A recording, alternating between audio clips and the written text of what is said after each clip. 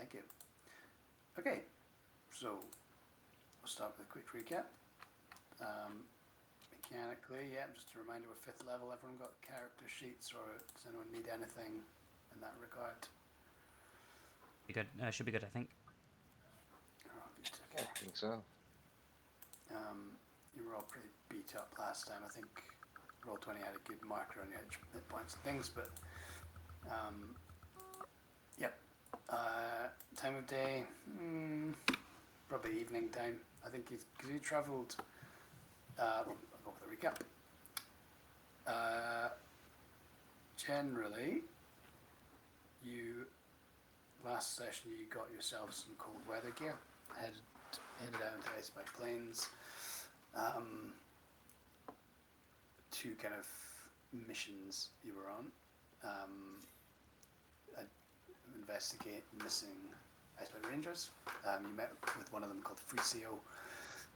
She had advised that their kind of squad had disappeared underneath the ice. Some strange thing with mist while they were out, and she was the only one that made it. So you went out, investigated roughly the same area. There was a weird mist again, strange voices on the wind, and there was a time shift of some kind that threw you back to the time of the Icebite Massacre. And there's a bit of chaos, but in the end you recovered one of the missing rangers and one of the soldiers from the olden times as well.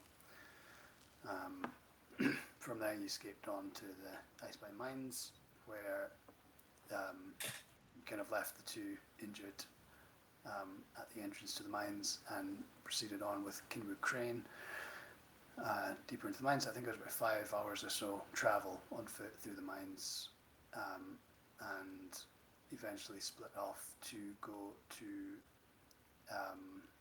the crypt of the First Fall, where you cleared the area of some necrotic ettercaps, you might say, who had infested the place and seemingly injured some kids that had come snooping around.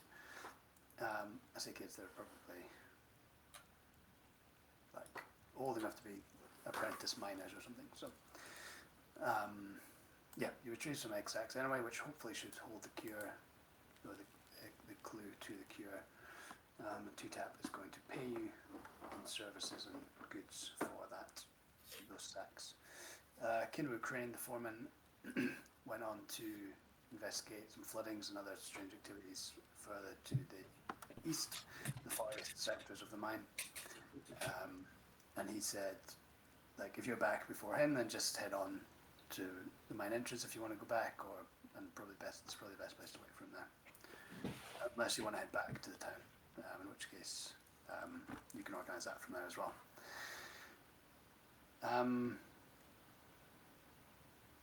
The only other thing was the reminder on the investigation into the book, the poisoned book.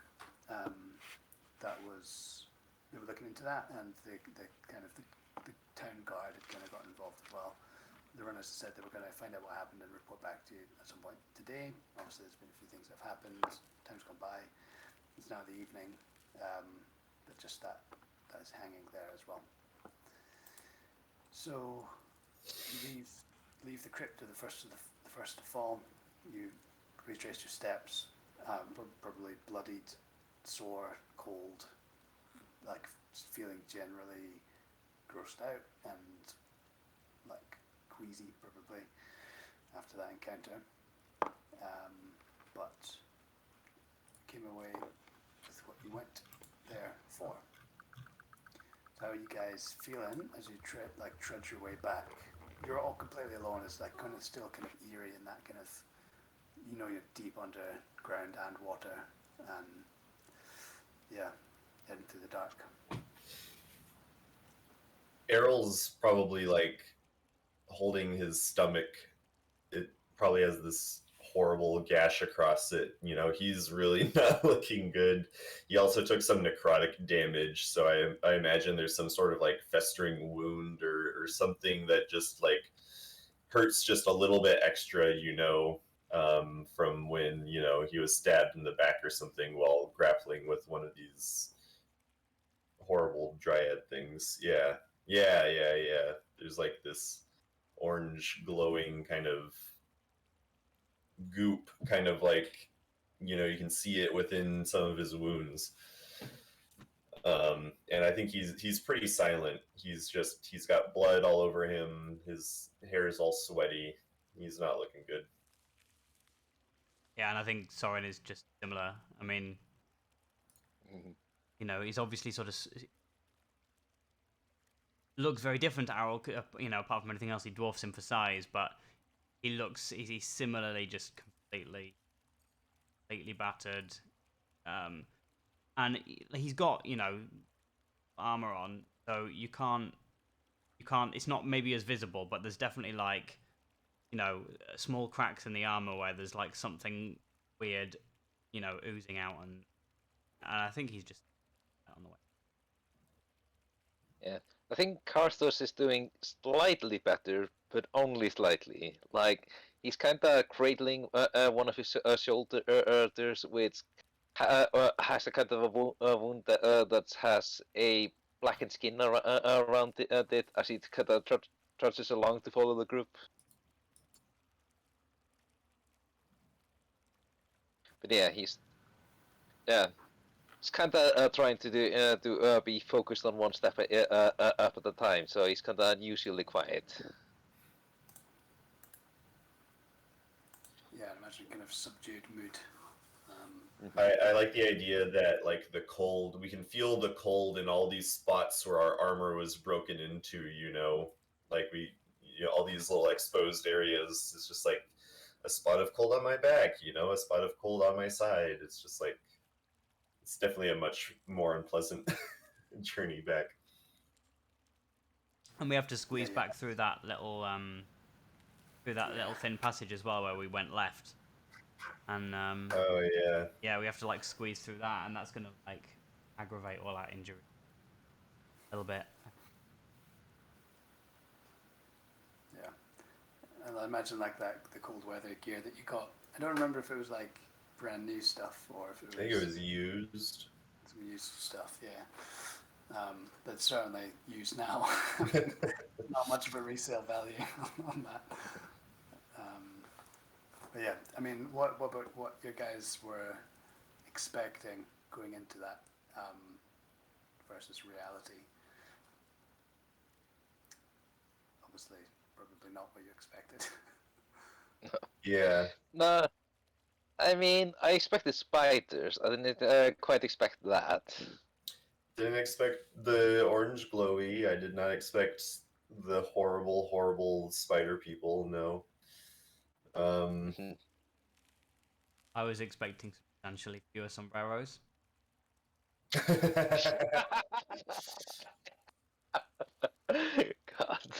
Well, nobody expects it, so. Nobody expects sombreros. Sombreros, sorry. I mean, obviously, if like a bunch of kids had gone in there, they would have been destroyed. That they're not surviving. You think there must have been, I don't know. There's probably been a few days. Probably, I think it was maybe over a week since the incident, and so time as they've multiplied or whatever. But I mean, you felt confident that you cleared it out anyway. So if that question comes up, then yeah. Soren has a bunch of egg sacs in all of his baggage and luggage, and maybe even in your arms. You seem so so ready to get all of the egg sacs you could. I don't think I have them in my arms. I think I need those free to get back. But yeah, like we've got a backpack and a half full of egg sacs. I think did we decide? We managed to condense all our stuff into two backpack or into 1.5 backpacks. Yeah, I think my backpack's carrying all like some of Karthus's stuff, and then your backpack. Yeah, I think. Yeah. So. Was it like, I don't think we actually specified this, but was it your intention to take all of them, or just as many as you could carry? as many as we could carry. Like there were, I imagined it. I mean, especially from the picture, that there's so many egg sacs you couldn't possibly think about taking them all. But Yeah, maybe we had a cart, but yeah. But it was more of a case of I don't know how many egg sacs we need for these potions. Like he didn't specify, so Yeah. make sure there's enough. We burned the nest and stuff before we left, right? Yes. Yeah, we burned the whole thing. So you burned whatever was left, any remaining ones. So you better hope Two-Tap can find the cure from these ones. Well, that was part of the reason why I was trying to get so many. Was I made it so that we wouldn't be able to go back. Yeah, increase the odds. Yeah. I mean, I don't think we would be going back there either way. Take a small army with us the next time. yeah, set up a small spy direct mining operation. yeah. Okay, so you come back through the narrow gap, trying not to squish the egg sacs. I mean, that's probably not something you want to do. And come out to the cliff face that you kind of crept through, the crack in the wall.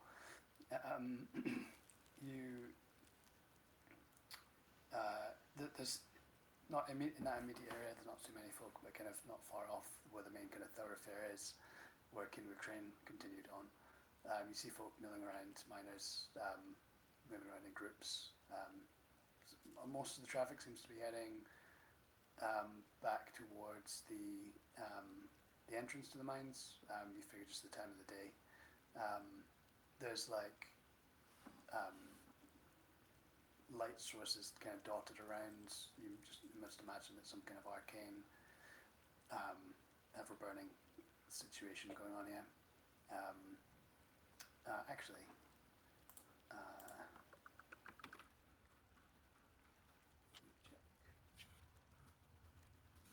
sure there was something about lights and colour.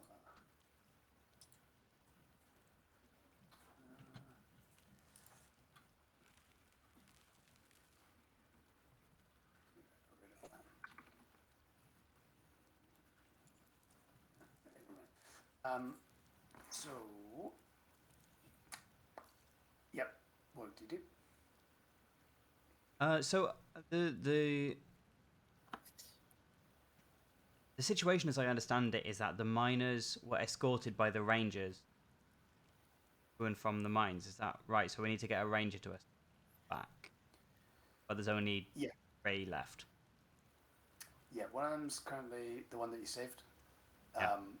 The other one's Free CO, who's back in Cala. The third one's he's retired, but he technically is a ranger. He's with the injured ranger. But it looks like the miners are just like making their way back anyway. They don't seem to be bothered by the. Yep. The people were heading back towards Cala, so they're just like. Yep. Whatever, we don't have a ranger, we don't care, we know what we're doing. Yep. I mean, Okay. there's people heading that way, yeah, so. I think Sorin would want to go back Either with that a or- ranger, rather than. So he Yeah. would suggest that to the group, like find Kinwoo. Is that right? Kinmu was the foreman of the mines. my bad. Kisef was the ranger, the old boy. Yeah. Isn't it so that when we came here to the mines, we got the like old soldier and the found ranger to some sort of like medical area or something like that? Like I feel like I need one of those. Yeah, that's way back at the entrance to the mines. That's the 5-hour kind of walk back. For that, because the area is so vast, you imagine that it can't be the only kind of place of rest in the mines. You know, there's a huge area. You do see like a couple of buildings and a couple of like kind of like other kind of larger kind of cracks or caverns with like lights inside and a few folk inside. But in this area, it's just kind of how to describe. the only people that are kind of about, because there's a like a lift mechanism thing here, so there's kind of people kind of gather to go up or down, and there's people operating it, and there's a kind of rest spot, but there's not a lot going on. I would say that like as you were passing through before, you saw that there's various places that look like they are kind of like mess halls, that kind of thing, where folk would go for meals, and there's probably like first aid stations or whatever they would be called, you know, possibly at those, but yeah, you know that there's kind of areas periodically along that journey back to the entrance where there's a comfortable place to rest out of the cold. And so sorry, is this area where we left Kisef? This is where you left Kinwu. So Okay. you came in. Oh, and Kisef went to investigate something else, didn't he? I thought No. Kisef stayed up at the mine entrance, right? Yeah. So you came off the plains Oh. down to the entrance where the big pillar, the menhir thing was, the standing stone. That's where the Kisef was waiting there with the injured ranger and the soldier. Yep. And did Kisef say he would meet us there? I He remember was, him yeah, saying where he would meet us. he was going to stay there, yeah, Yeah. with the ranger. Okay, well, in that case, I think we need to, like, have a really big meal and then sleep for, like, 12 hours. Thank you. Yes. Yes. Yeah. So, let's do that. Like, so I guess, like, you know, Sorin would probably look to... In fact, probably Arl has already wandered off to, like, ask some miner where he can sleep. Yeah, that sounds And I about think, right. like, Sorin's brain has not caught up to that yet. He was just like, gotta get back. But yeah, Arl's already like way ahead. He's like, where do Either we that- sleep? Which way do we go? Yeah, either that or like Errol probably might have noticed the mess halls on the way in just because he's a hungry motherfucker, you know, and just kind of took a mental note. So maybe he knows like, oh, I think there was one like just up ahead a little bit more, or like, you know, we just passed one like, you know, half a mile that way. Let's just go back and. But yeah, Errol is all about that idea. Cool. Yeah, I mean, if you approach the miners that are there, maybe one of the crane operators kind of sees you come in and kind of like looks shocked, nudges his like fellows. One of them approaches. What the hell happened to you? He like looks past you like, are you guys okay? Yeah, we went to the tomb. Oh shit. Yeah, we Yeah. were told not to go down there. Yeah, we he's like, we "Can I deal killed all of them. But I'm just so cold. I need a place to rest. Wow, he killed all of them. Jeez. And then another guy comes up and is like, who are you guys?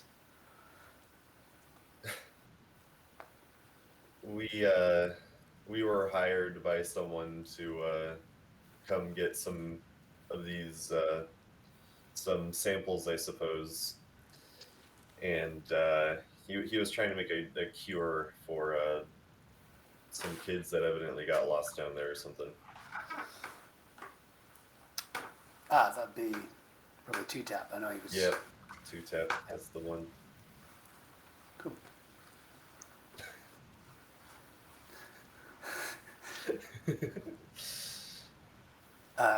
He says, it's kind of like an awkward silence. And then Errol breaks it, and he's just like, "So the mess hall, can you help?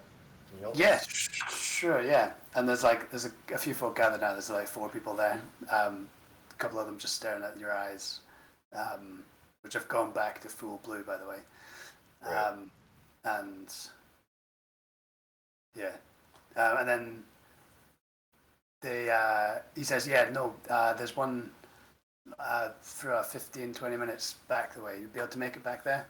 You'll get food and Yeah, we could make it, right? And Errol would turn around to look at Soren and Karthos. Yeah. Should be Yeah. fine. We'll be fine. Go. Okay. At that point, a crane kind of a load like a lift off full of folk comes down, crashes to stop at the bottom. The gates open, and about a dozen or so miners step out, kind of chatting to each other. If you look over towards you guys, and they start heading off back towards the mines, and the guy says, "Oh, just follow the crowd." Most folk are heading out towards the entrance, finish the shift. So, yeah, follow them. You'll be okay. All right, thank you.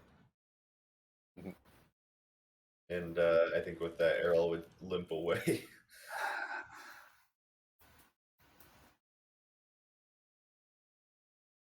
Okay.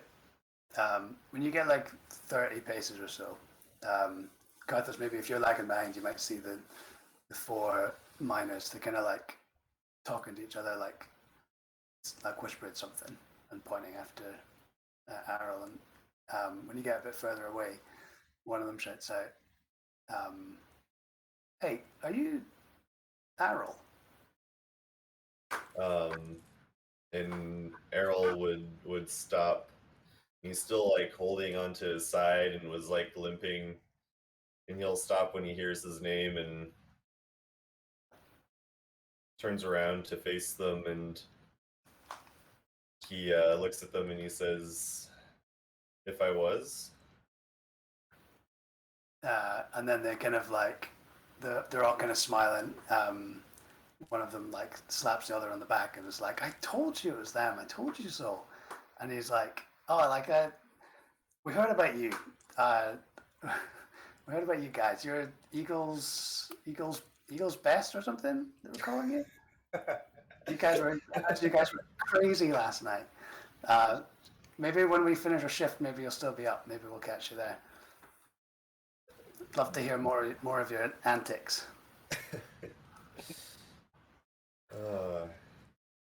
Yeah, maybe.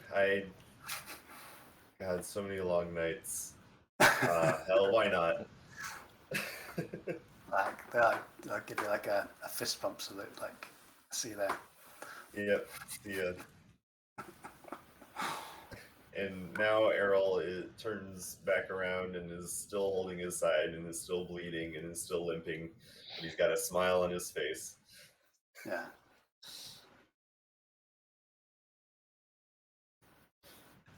Well, Sorry, and I was just gonna say you've got good perception, don't you? yeah, I do. Yeah, 17 passive. 70 passive, yeah. I was just gonna say you probably hear them being like, what did they say?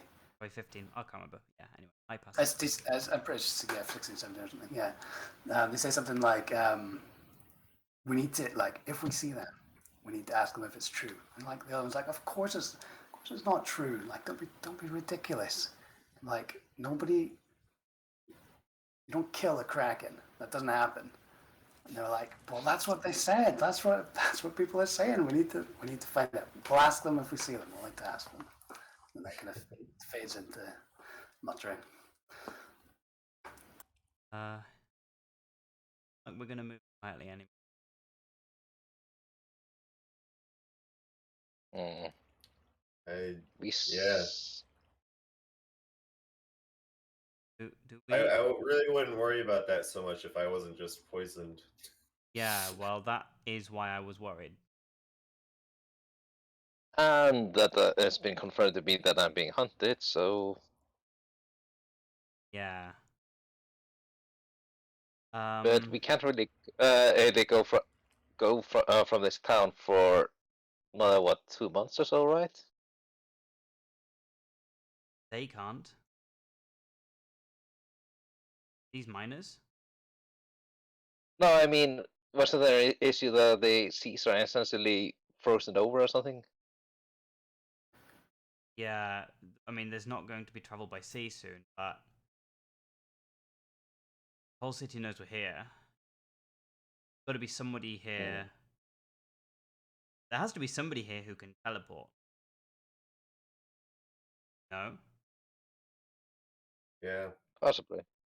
Anyway, I don't think we need to be worried right now, but yeah. Need Well, to that's think why we about got that. you, Elfie. You don't even need to sleep. You can hear him coming. Yeah. Yes, I can. I can. You're right. I can usually hear them coming. Except when they come in the form of poison books. But It, before they come to kill us, we should get some rest. I Fair enough. think so too. Was the mess hall just here? 15 minutes walk or so. We Yeah. must just be coming up to it now. Yeah. I like that. Okay, I was going to say as well, just that you were considering trekking overland as well as a means of leaving. Was something you looked at, and in fact, part of the thinking behind getting potions from Two Tap was to kind of potentially help with that voyage, that journey. That's right. Yeah, I mean, we're looking into going to. Is it called Kuzad? Sorry, I don't have the map up.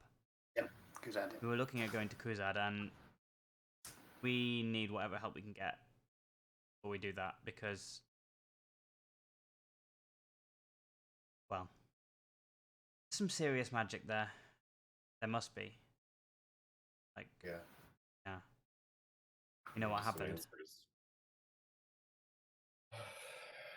Well, let's go inside, and Errol will like open the door to the mess hall. And walk inside. I'm hoping it's warm and inviting in there. Yeah, I mean, you see a few of the guys, the miners split off, maybe going for a few drinks before heading back to town. But it's pretty, well, I don't know, you guys describe it for me. I've not really got anything in mind, but I'm sure we can come up with something cool.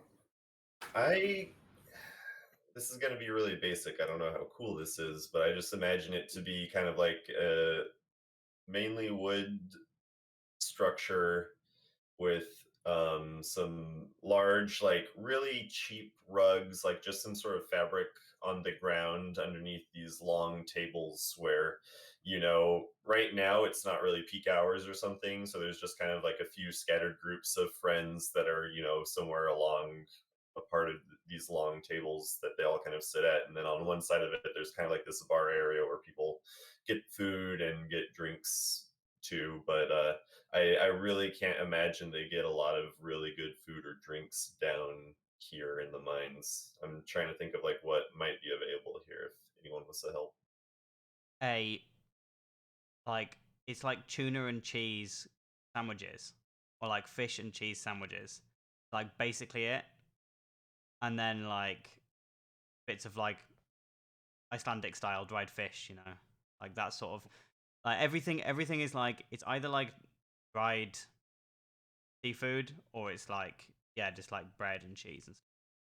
Yeah, I imagine, because the whole mining operation is to get objects right from down under the ice here. So I imagine they consistently like get fish, from the frozen oceans near them, or sometimes they even get like preserved livestock, and that's kind of like a joyous occasion. They're like, oh, we found a cow, and so everyone gets beef for like one day, right, at this one mess hall, and so I like that idea. And I think like there's some kind of enchantment on this place that keeps it warm. Like it's got like, you can almost see the ice, or you can like see the ice through like, gaps in the wood. But yeah, there's some kind of enchantment on this room that just, rather than like there's no fire or anything, can't obviously source of it. Yeah, I like that.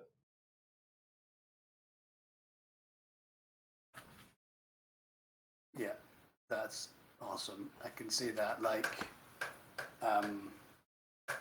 It's not like super warm. It's like 16, but we've got loads of coats on, so it feels really warm. Feels like, yeah. Yeah. And imagine there's maybe like the roof would be like weirdly like almost formed icicles, kind of as it's the temperature's just been kept up just enough that it doesn't start dripping onto everyone. It makes this weird effect of like light and reflections and stuff on the roof. Yeah. Yeah, you go in. Basically, it's not like it's basically like table, benches, and at the far end there's a smaller area where it appears that they're cooking things. And basically, there's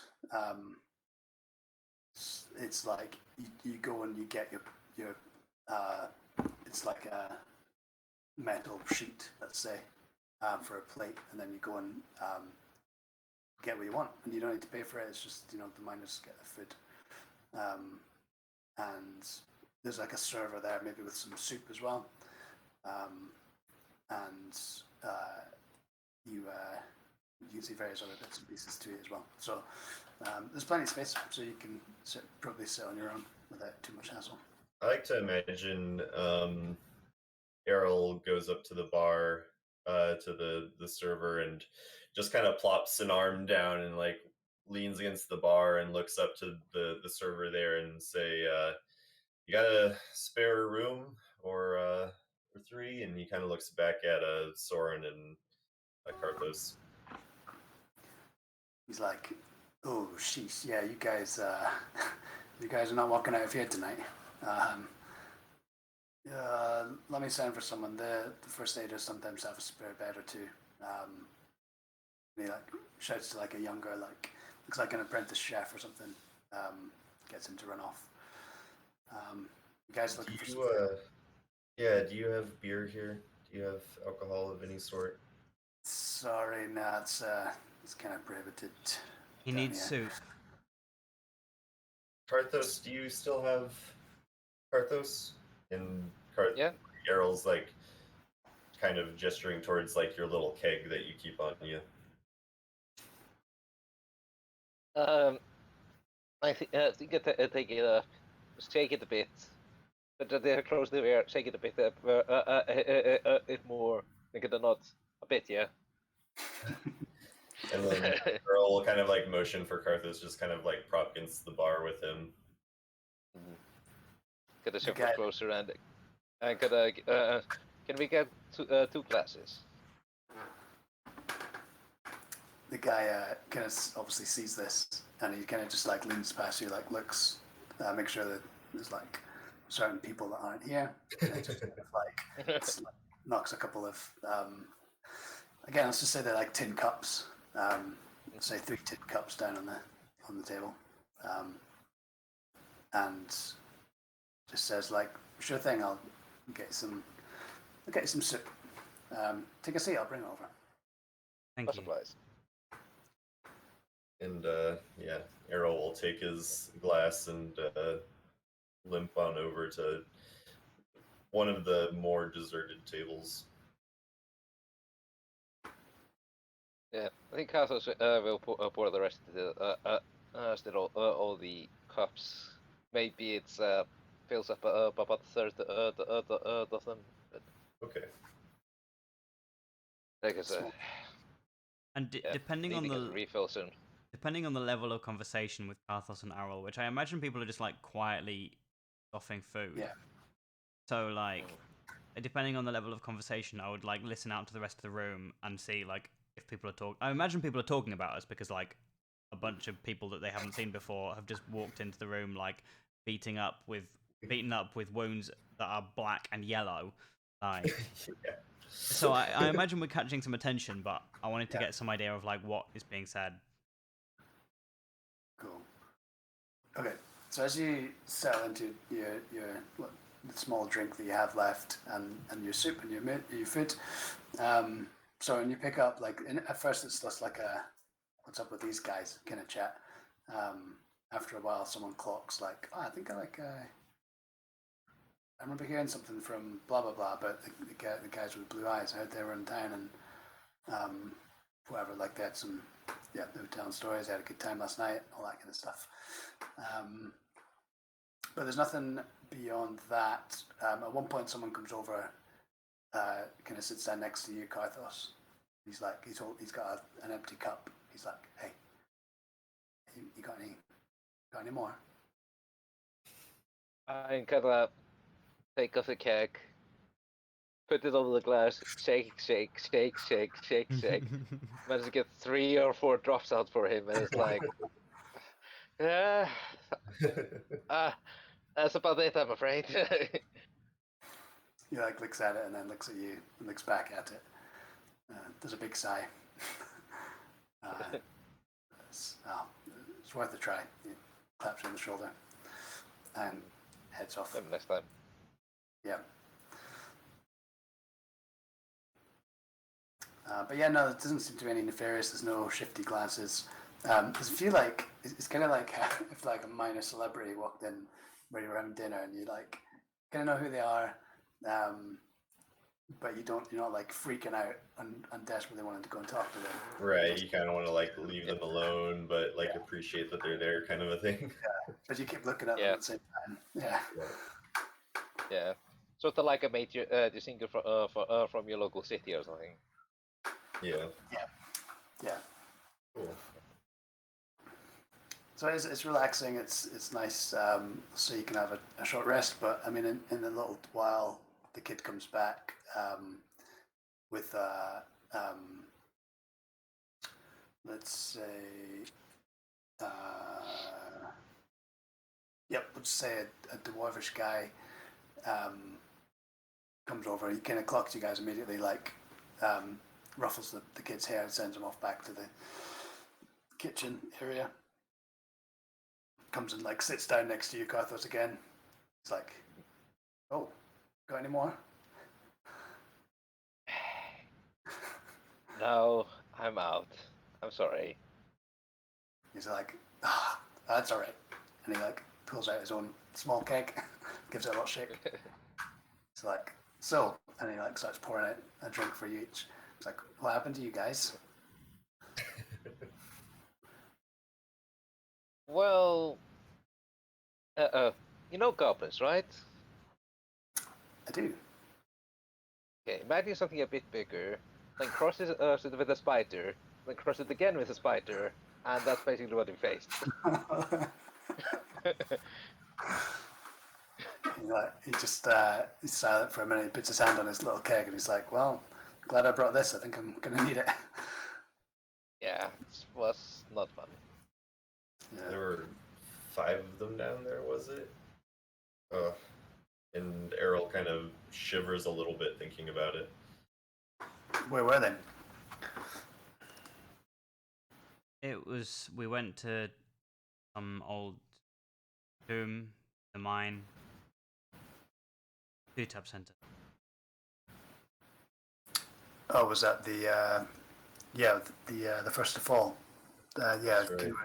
There was memos went out about avoiding that area.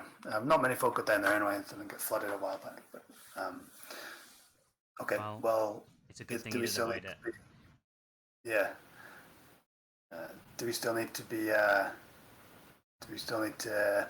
he trails off and he's looking at you, Soren. He's like, "Did they do that to your face?" And Soren he sort of smiles and sighs. No, they no. It's probably like offensive for a dwarf to say that. Actually, like it's with what actually happened to his face. But yeah.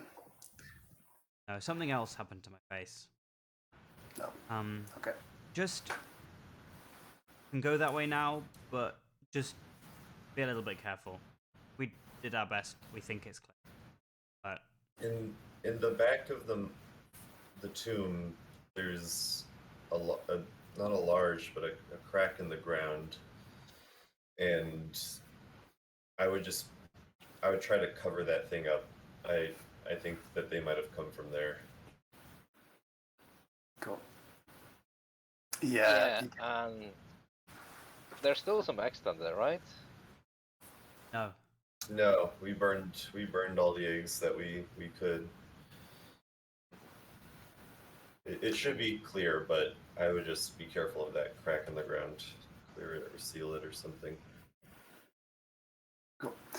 As you're kind of explaining all this, he's brought out like a little like a small metal kind of sheet, and he's got this like looks like some kind of diamond tipped kind of sharp thing, and he's like scratching away on it. Some notes. He says, "So you guys will be gonna head back to town tonight, or are you gonna do you want to rest up?" I think I think we need to I'd rest like to rest up. Yeah. before we. Yeah. I need to. Yeah. I need to look at Owl.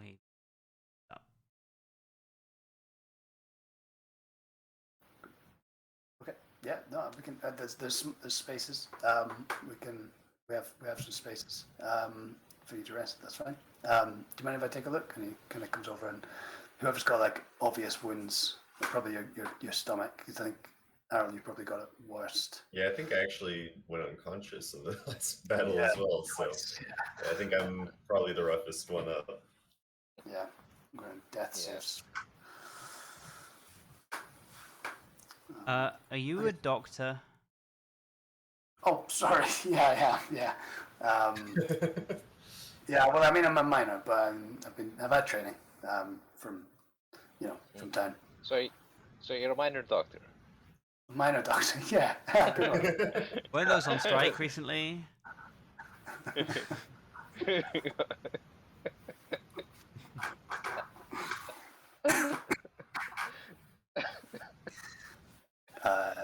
Yeah. He comes over and just if you kind of lean back, he like has a little poke around using his sharp device. Takes a couple more notes, like picks off like a little like loop of the orange stuff. Yeah, I was about to say, Arrow would probably like show that to him first, be like, "This one really hurts," and like turn around and like expose his back or something. And it's just like this horrible looking like orange glowing mess. He lifts up and he's like, "Yeah, I'm pretty sure that's not supposed to be in there." He like wipes on his trousers.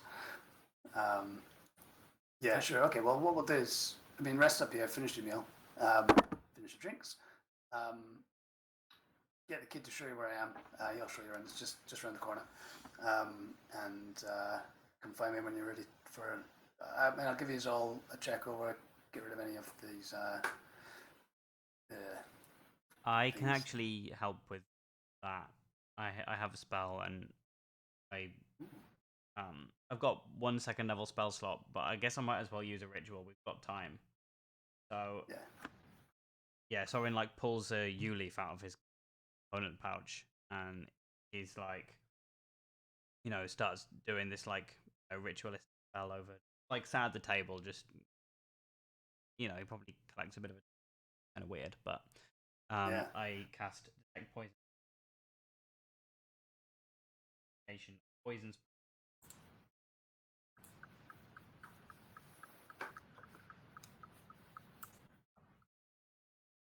Cool. Okay, let me just check exactly what the wording is.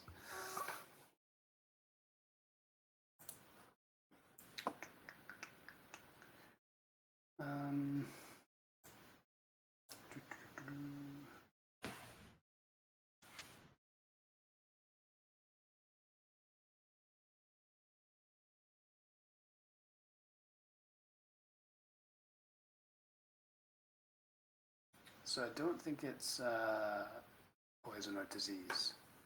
It's just a necrotic effect. That means that you cannot regain those. Your hit point max doesn't go up until you finish a long rest. So I'll say that with that spell, you're able to learn that much.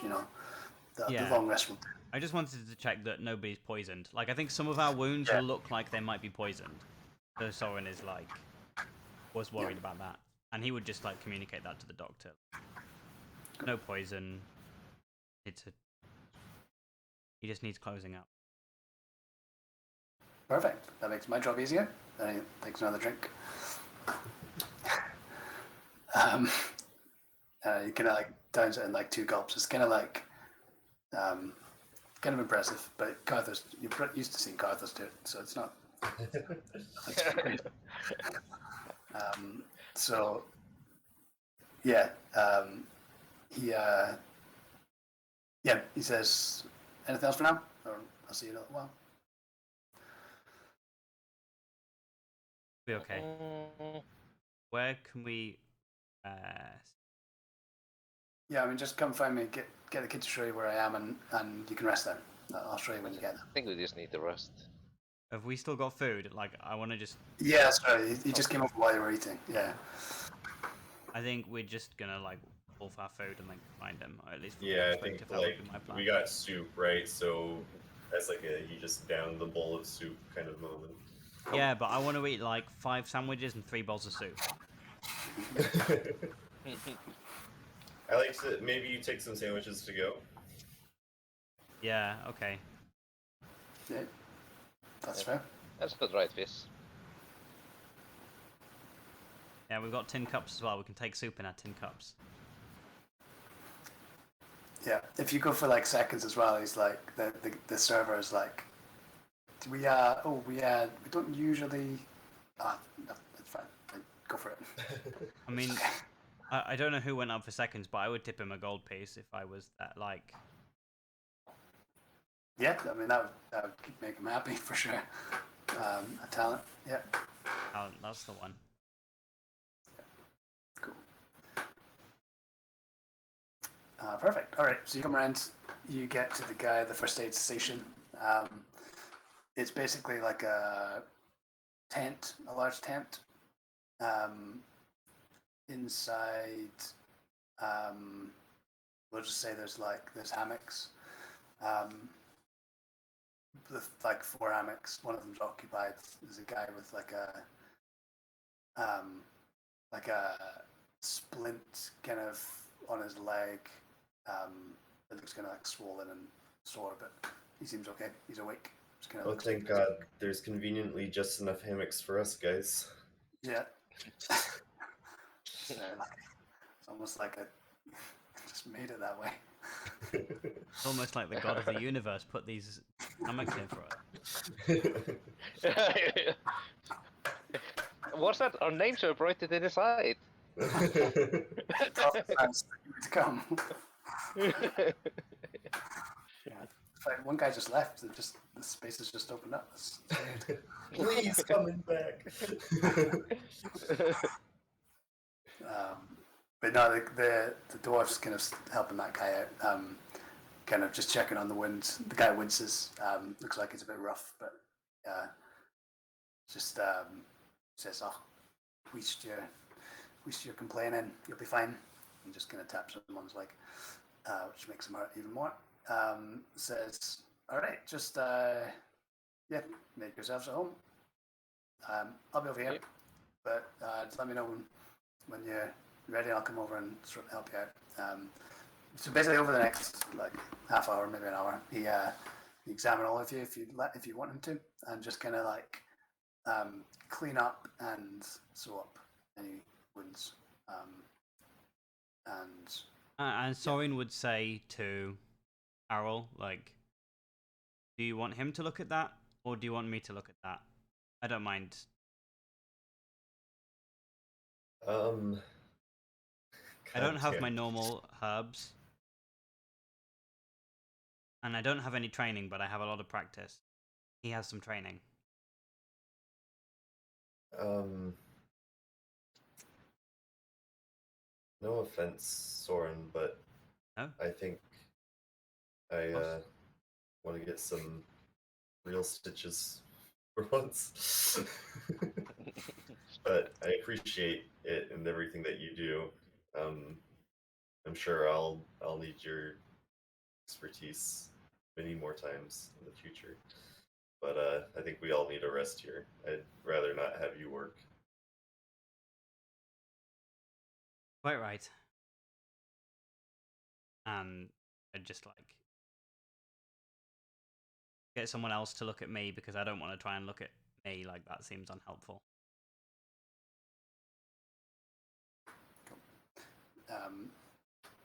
Sorry if you were going to say something there, Atlee. No. Yeah, I think I'll maybe allow a cursory exam, but nothing too deep. Yeah. Okay. I think Errol would want special treatment. Errol would want all of his wounds like cleaned out perfectly well and stitched up nicely and all of that. And the lollipop. Yeah. Errol's a little sick of like the. I was a brave boy. I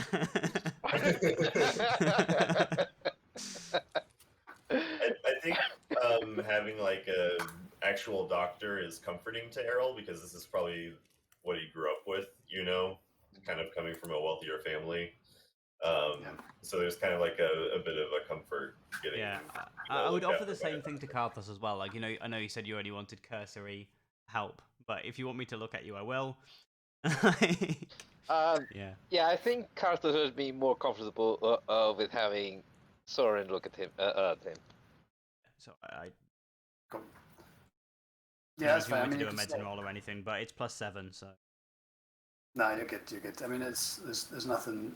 It's just general like aches and pains. I think for Carthos, maybe a couple of scrapes. Nothing too bad. But yeah, you can do that while the dwarf's looking after Errol, and that does take a bit of time, just because he wants it. Just so maybe. I mean, he's not the best. No, I'm sure he's not. I mean, he's like he does a good job, but it's like he's not gentle about it. Yeah. So it's like it's not super comforting, but I mean, at least it's going to be done properly when it's done. Right. Yeah, that's why he has plenty of alcohol, both as a sanitizer and as a bit of a spirit reductor. He's like, He's like, you're gonna want to drink this. yeah, for Well, like a yeah, place. and I bet there's alcohol going on the wounds. Yeah, like- that's, I mean, Yeah, it bet there's like burns. something- It's horrible. Yeah. I feel this sharp jabbing of the sewing needle going into my flesh. And like, it's no better for Karthos because Soren's probably got some kind of like dried leaf that he's putting in the wounds that is like equally painful and like does the same job, but like It's like salty. Yeah. Sorry for choose on it to get it properly wet and pliable. Then yeah, it's a bit moist. Yeah, but equally effective. yeah, exactly. yeah. And this guy comes away with this like metal bowl of like this orange goop that he's like scooped out of wounds and kind of gathered. It's like this kind of reddy, yellowy, orange mess. And he like once he's done with you all, he just he like pours it onto a fire, like a fire pit or something, and it just like sizzles and pops, and the smell like fills the tent, and it kind of just brings you back there to the crypt, and it's like. Why did you do that, man? And he's like, "Oh, that was a bad idea. Sorry." It's the fantasy world equivalent of pouring like plastic pellets on a fire. Yeah. Yeah. Is this how you get rid of your biohazard? Yeah. You just toss it into the And he doesn't know what flames? biohazard means. I mean, it's just like something he doesn't know where to put it. He doesn't know what he's going to do with it. There's no bins.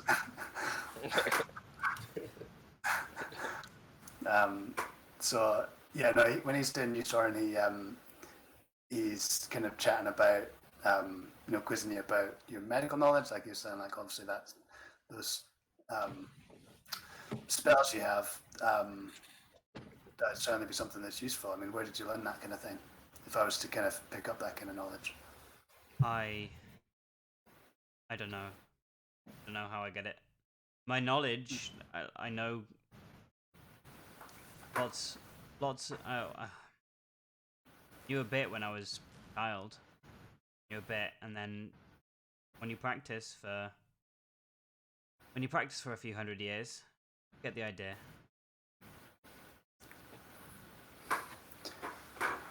Okay. Yeah. He's like, I mean, I'm not going to practice for that long, but yeah, sure. It's impressive either way. Yeah, I just like did blah blah blah blah blah, and then he goes off and starts talking about himself. Talking about the Kala Academy, like did some basic stuff, so he learned it all there. He's And grown up he in Kala. he goes to like I don't know, like pour some alcohol on a wound or something. I'm like, oh, can you use this instead, please? And like Soren's got his own ideas about his care. Yeah. It's Yeah. homeopathic. Yeah. No, Soren's shit definitely works. It's just elf shit.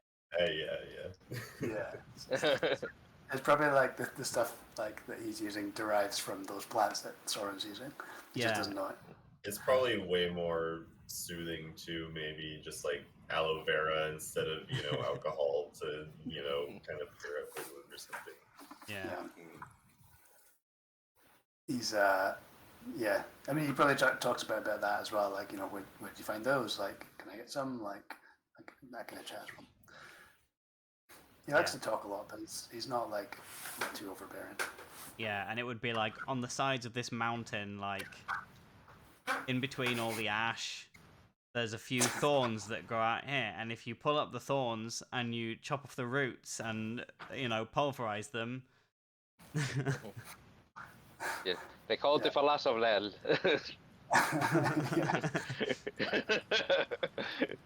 It only comes out in the light of the full moon and all of that. Yeah. He'd probably be like, I mean, I thought you were going to say you bought it down at 2 taps. That sounds like too much work for me. You might be able to buy it at 2 taps. I don't know what 2 tap sells. I should speak to that guy. And he heads off. So just give me a shout if you need anything. Oh, sorry. I mean, he slams his hand on his desk where there's a ledger there. He's like, oh, one more thing. Can I get names for the ledger just to keep my records? Errol will kind of look at Soren and shrug, because Errol, obviously doesn't want to leave a paper trail or anything because he knows he's being followed, but he's also like, who's gonna come down in this, single tent in a mine? I'm gonna give my name. And Soren can't read, right? But I would ask, do you know our names? No. Okay. Do you know their names? And the guy that's there is like. Okay. Oh well, you can give them a. Oh no, no. Wait. Oh, I'm sorry. Peter is confused. Oh. He starts writing Peter. No. Sorry, I just forgot what I was saying. Yeah, Soren would ask. Yeah, just give him our names to write. Okay. If Soren could read, Soren would be checking the ledger to see if, has it actually got. I see what you're saying. Yeah. Yeah, and I think so. Errol would probably sign his name first, and he probably has some sort of fancy signature that he, used to, write on all of his notes and things like that in official documents. It's something that he learned as a young child or something. And then when Soren asks for him to write his name, he'll write Soren, just kind of plainly, and then he'll kind of turn and say, do you have a last name? They called me Godless, usually. You can write Godless. And Errol will kind of give you a strange look, and then write it down kind of reluctantly behind Soren, and then pass the pen over to Karthos. I think Karthos would feel he is kind of wary of putting down his name, but kind of doesn't want to go against seem too paranoid against the rest by not putting his name. So I think he just puts down Restalen. Okay, surname only. Hello? Yeah, sorry, you cut off for a bit. I think it caught up with itself. I think we heard most of it though. Yeah, it's just suddenly notice you're just gonna But yeah, basically he doesn't really want to give them the more recognizable name, but still Yeah. want to get either be official, so he just writes down Rastalin, like his last name Yes. that he almost never uses. Yeah. Get in. So like the name that's getting thrown around the pubs will be Carthos. And, yeah. Right. Yes, sir. Okay. That'll be a big mystery for the people that are tracing it back, you know. There's Soren and there's Errol, and then but who's this guy? Who's You know? Rasputin? It can't be the same Errol and Soren. It must be a coincidence. Why would Parthos be with him? We know that they're down in the mines, you know. Yeah. A huge mystery, conspiracy theories. I mean, if someone wrapped goes around down it. there looking for Carthos, then they're not going to find that name. So, I mean, I guess it's better than nothing. Yeah. Yeah, It's a little. I mean, like, yeah, it's at least Carlos is kind of justify to himself. Maybe he's just shooting him in the foot by giving more information, but Yeah. I think with everything signed, Errol would turn back around to the hammocks and start limping over to the nearest one and climbing inside. Yeah.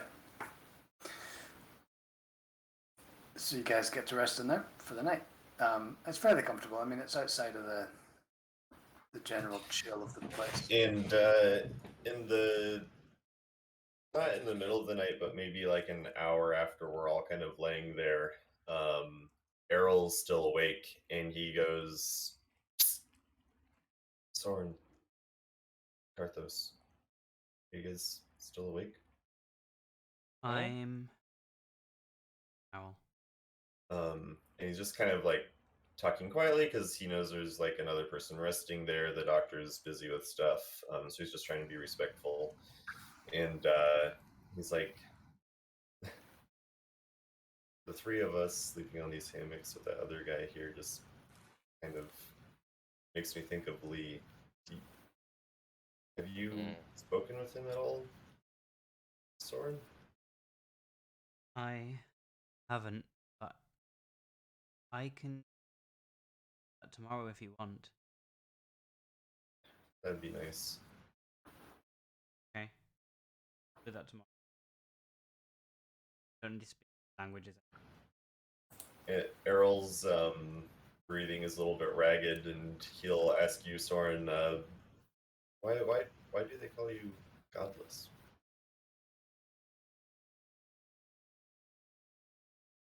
They've always called me that since.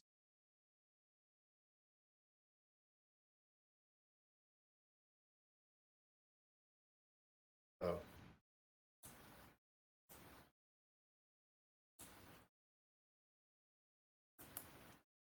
And I imagine there's kind of like a long, awkward silence, and if nobody breaks it, it's just like we all fall We'll asleep. fall back to sleep.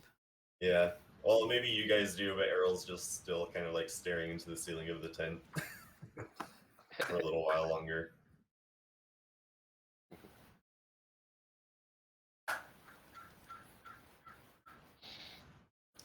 You start to hear like a snore. You see the dwarf is like passed out over his desk.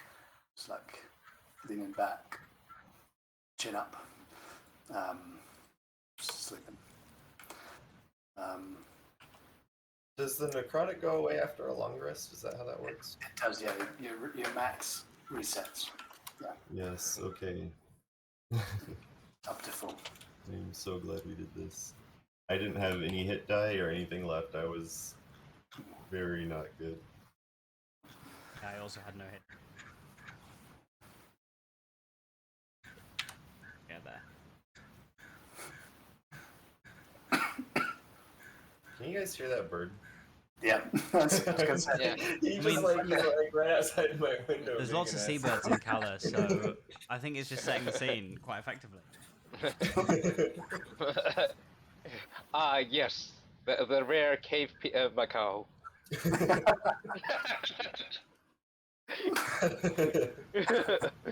They only come out at night. You can hear seabirds above the mines. You can definitely hear seabirds. Oh, absolutely. Yeah, fair enough. Every once in a while, their cries will kind of echo through the caves that are now like more quiet. Yeah.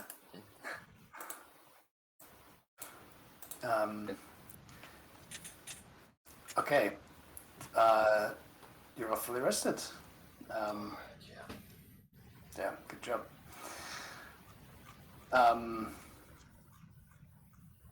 Morning comes. I'll say the dwarf's like gone round and gotten you guys some breakfasty snacks. Hopefully something better than fish, and some like sweet bread or something, and fresh water, maybe. Maybe some fruit, maybe some apples. But they're a bit cold, probably frozen apples. They get shipped down like to the mines frozen and then left to defrost, and then yeah. Yeah, so you guys can do what you will now. I guess you just want to make your way back.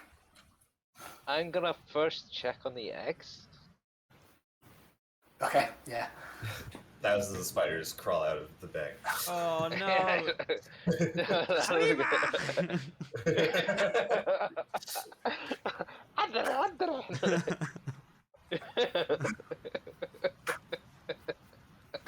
You look outside the tent and everyone's been killed.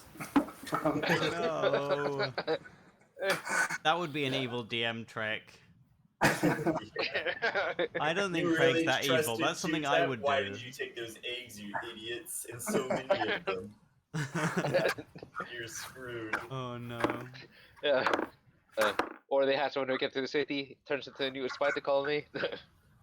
Yeah. First there was the iceberg massacre, then there was the spider swarm massacre. Then the spiders came. Yeah. And the spiders came. Just when I thought spiders came. And they were Spanish. Oh no.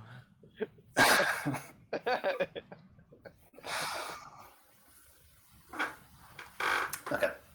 Oh dude, the recording froze for a second there and all our faces look Oh no.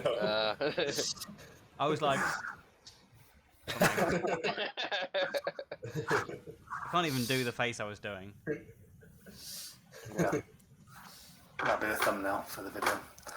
No I hope doubt. so. So yeah, I mean, if you are heading out back towards the entrance to the mines, well, I guess yeah. If you are heading back towards the entrance of the mines, it's morning. It's still the kind of same brightness. Sometimes you come to certain areas of the passage that you take, and it's a lot brighter. So you figure it's like nearer the surface, and the lights get through. But generally, same kind of dull, but somehow still bright kind of blues and greens, and no strange passageways that you took. So by, say you walk at 6, 7 a.m., you'll be talking late morning by the time you get to the entrance. Through this whole way, you've been going against the flow of foot traffic this time. The miners kind of coming to work in the morning. You're often having to kind of step aside to let big groups past, or kind of carts. Sometimes there's carts that folks have jumped on them and they're like getting a ride. And yeah, more than one time there's a lot of eyes on you, and kind of like mutterings and stuff. But again, nothing like sinister, but just noting that you're there, recognizing you. We are definitely not going to go under the radar again. Ever. Not in this town. No. Yeah. Well, thankfully we're always kind of on the move, right? Well, yeah, maybe. Maybe, yeah. Let's just try to get these eggs to Q-Tap and bounce. Okay.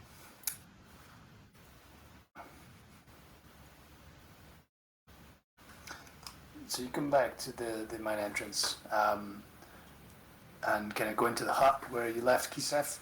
You see it as you kind of get to that area. You see a few folk kind of going past, a couple of folk drop an offering to the monument there, and most folk kind of either kind of like stop for a second and consider it as they go by. So it's kind of folk kind of bunched up in that area, and you're having to kind of push through the crowd. You see kind of more kind of lifts coming down full of folk, and there's at the top, you know, in the mines, there's still folk there coming, waiting to come down. It seems to be kind of just business as usual. Either they've tried not to let the word spread that, you know, there's weird shit going on the ice, or the miners are just like, we can fucking deal with it. Like, we see weird shit all the time. So you do get a sense like there's a bit more like, there's a lot of talk about as you pick up as you're walking back, like a lot of talk about the eastern tunnels, just the strange things that are happening out there, and also things like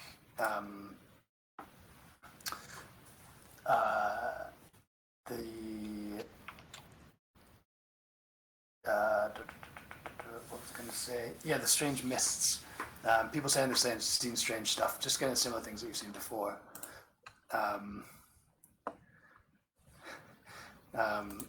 So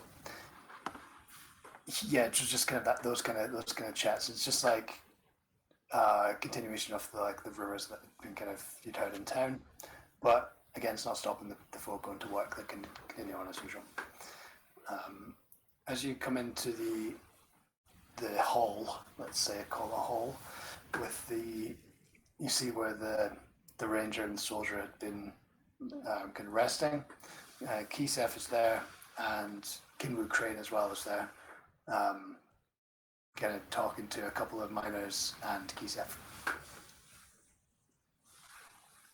Yeah, I think Errol would go in there and probably drop his bag just so that he doesn't have that load on him anymore. You know, he's carrying more weight than he usually does. We'll kind of walk on over. He's still not totally 100%, you know, sleeping overnight doesn't heal all of your wounds, but, you know, he's just kind of like walking over, wincing every once in a while, and says, kind of interrupts the miners and Kisef and Kinwu talking, and just says, you learn anything since the last we were together? He says, "Oh, good to see you guys return."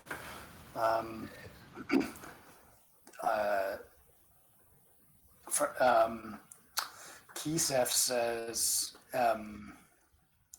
from my point of view, sadly, not very much. Been speaking to.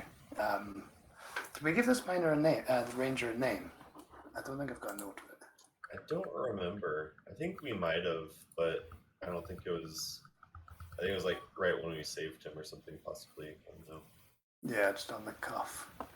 Off the cuff.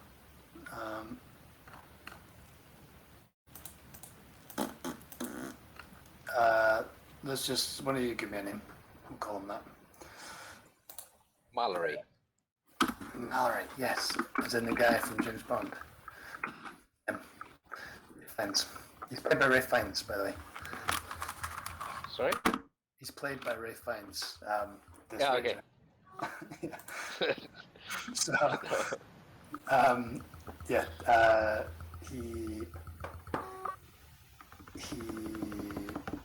yeah, he says, Mallory, I've managed to speak to him a bit. He's obviously distraught and recovering still. He's going to remain here for a while before going back to town. But he explained that when the mists came, when they were with the Rangers, sounds like a similar thing that happened to us. They were thrown back to seemingly the time of the Ice Pit Massacre. And they were there, and they didn't get a chance to come back until we showed up. But from his perspective, it was only an hour or so. So, and then we showed up and he came out, and then, yeah, so that, I mean, that's all I've learned. It's boggled my mind, and Kinwu's helpfully taken my mind off it, to be honest, because it's been a bit too much. Yeah,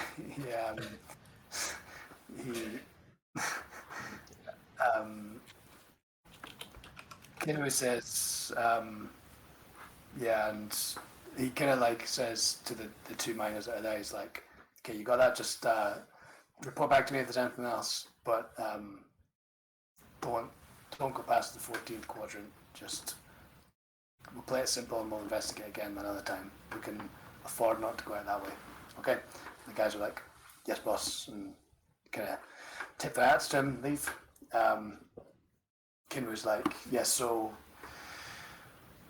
don't know what the hell's happening out there. You go far enough east and it's just chaos.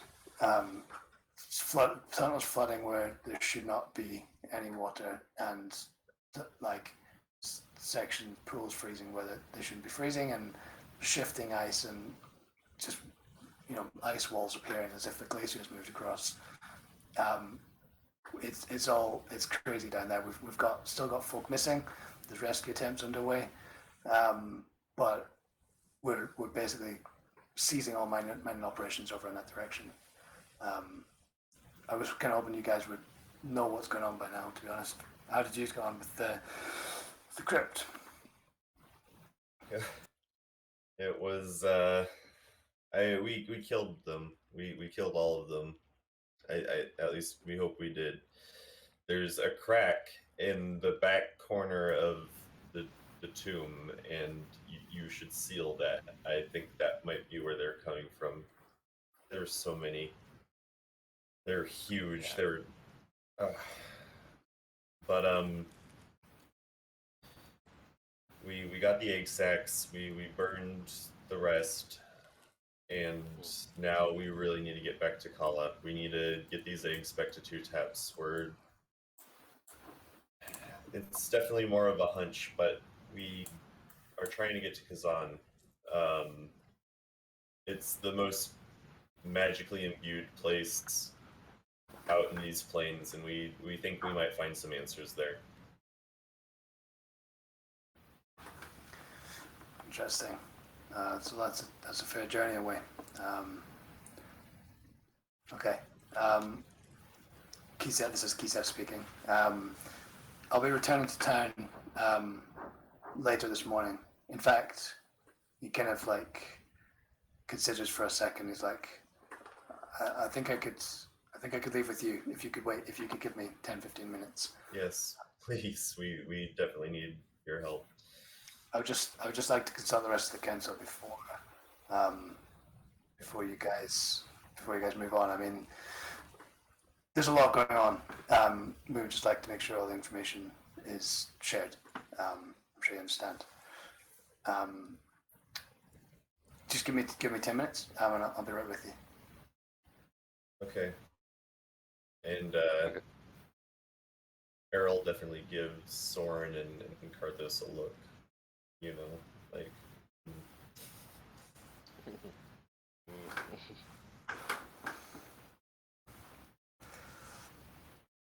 Good to see you again. Yeah, sorry, if someone could give me the TLDR of the last.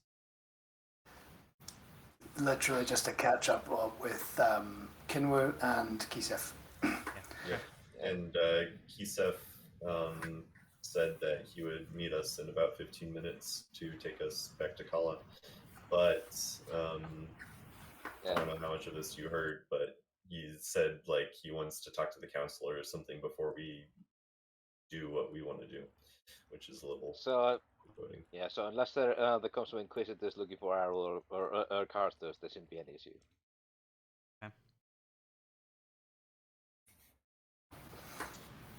Okay. Yep. So yeah, just Kisef said he didn't get much out of Mallory, the ranger, that you rescued, and other than the fact that he disappeared.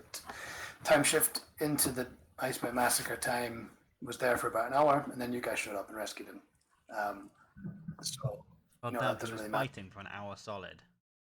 Yeah, I mean, fighting, running, it was chaos. I've not been able to get much out of him, to be honest. It's and that's whatever I have got is a damn sight more than I've gotten out of our other friend. And you kind of look over and that guy's just staring like vacant expression, like at the ceiling, like unresponsive.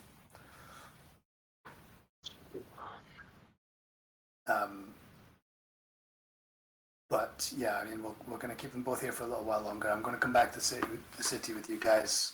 I know you don't know the ice so well. The miners, I mean, they've done this 1,000 times. They know what they're doing. But I'll come back with you. Strangely enough, if this thing happens again, I want to be there for it. I want to, now that I know what to expect, I am ready to try and figure out more about what's going on. But hopefully it doesn't. I mean, we had no reports of the guys coming in this morning or leaving last night, so we'll see. Okay. I'm going to. I told Owl I would contact Lee, so I'm going to cast Sending and contact Lee. Cool. What's the range? It's infinite range. Contact across planes, I'm pretty sure.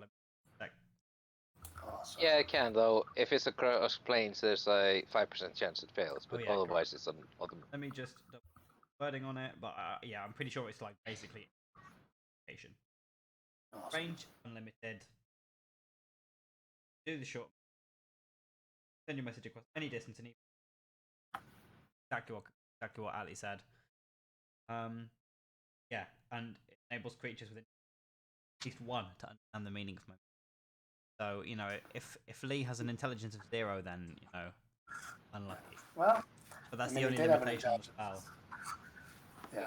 Yeah. I did Is it think turns about out he was contacting Bart the Bat and all the other various animals that I've spoken to throughout the game. I thought that might not be a good use of a 3rd level spell slot.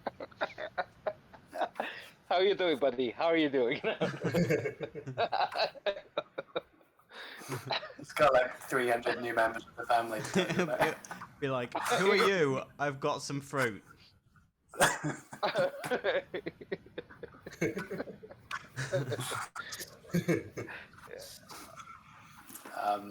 Yeah, so, I mean, is there a limit to the message at all? Or, Yeah, it's and what- 25 words, I think. Cool. So I assume that like we'll want Tom to get back to us. So I'll write a message in chat. I have actually got a message in response, depending on your question. I spoke to him already. Okay. I mean, the question, Right. like, I can word it, you know, precisely if you want, but the question was going to be like, you know, where are you? What are you doing? Are you going to come back? Yeah, okay. Okay. And yeah, the Um, response, same number. Do you? I take it only you hear it. I'll just put it in your chat. Yeah, it would just be in my head. What does this look like to us as you kind of do this ritual? It's not a ritual. It's it costs a spell slot, and it doesn't take very long.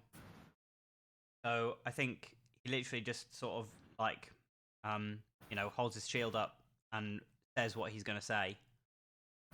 And you know, like there's like a little blue light from the center of the shield or something like that, and that's it. Like it's not like. So yeah, there's no like ritual per se. Errol would probably telepathy to Karthos. Do you think he's actually like doing anything when he does that? Being Carlos would just cut a live message back. Who knows? I never made sense of divine magic.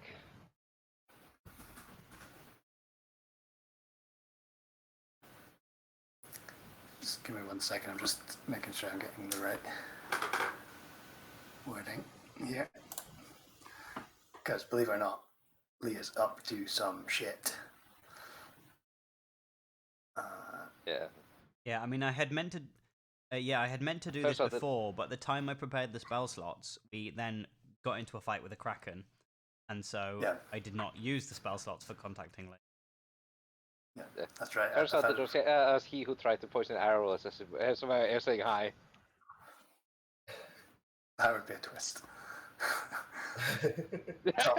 Tom comes back playing the villain. Hey Monica, you all right?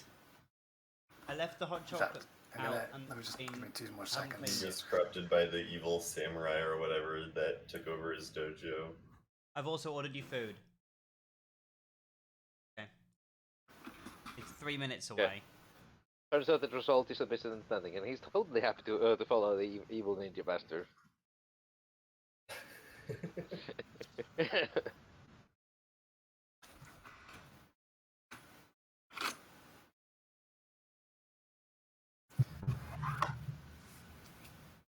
Right, it's DM. Typing. Alright. I think I'm finished, but I think I'll just send it to everyone instead of just you, because it's. Yeah, okay, that's fine. I mean, it's nothing. He's not really. I'm just thinking what you would translate from this, and it's nothing really. So.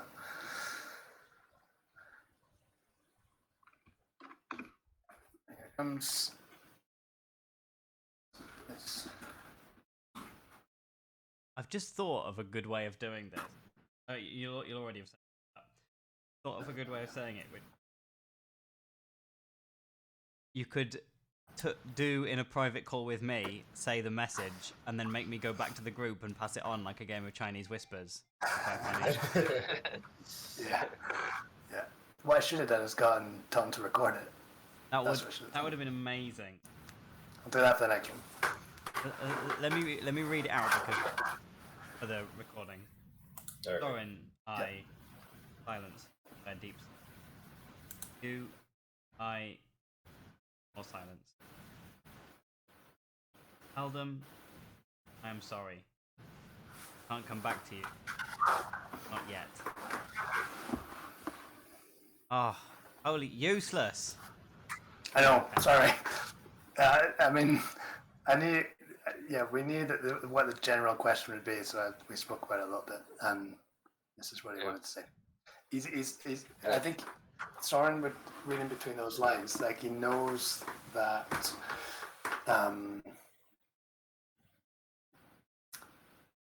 I know he's alive.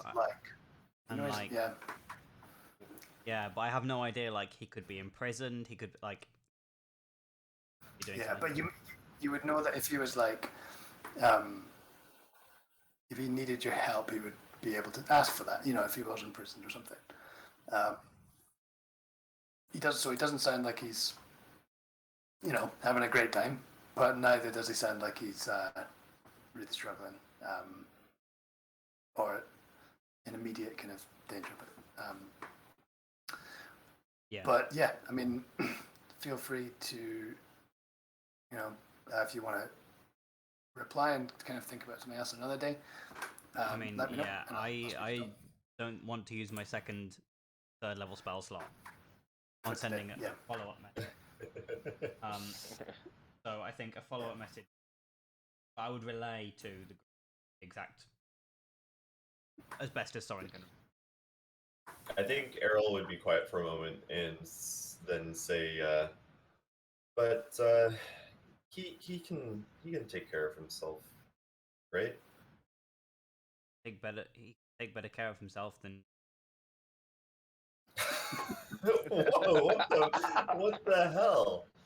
Are you upset because I didn't let you look at my wounds? Is that what this is about? No. Jeez, Soren. No. You're fine. You just. If you're out on your own. What? I don't know. I'm glad you have me. Right now, I just got poisoned by a book. Yeah. I went into a spider cave and did really badass stuff. Yeah. And that would have gone really badly if you were on your own. To be fair, you could say the same of Lee.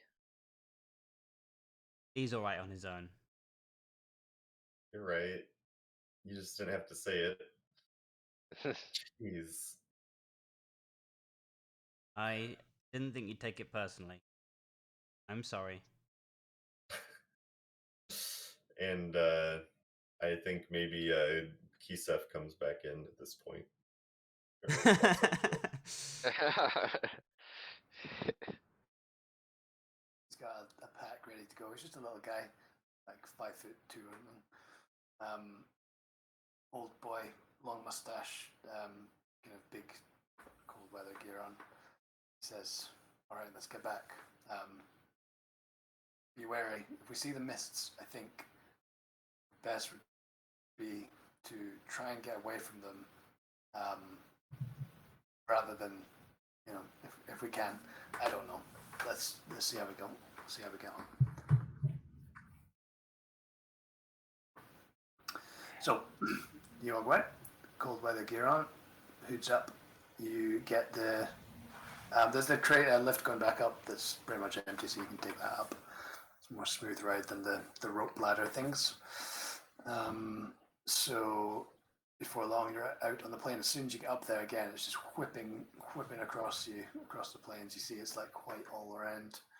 Again, the miners are like kind of huddled together, like kind of pulling hoods over cheeks, trying to wait for the chance to descend, and they kind of hurry past you onto the platform as you go, and you head off into the plains.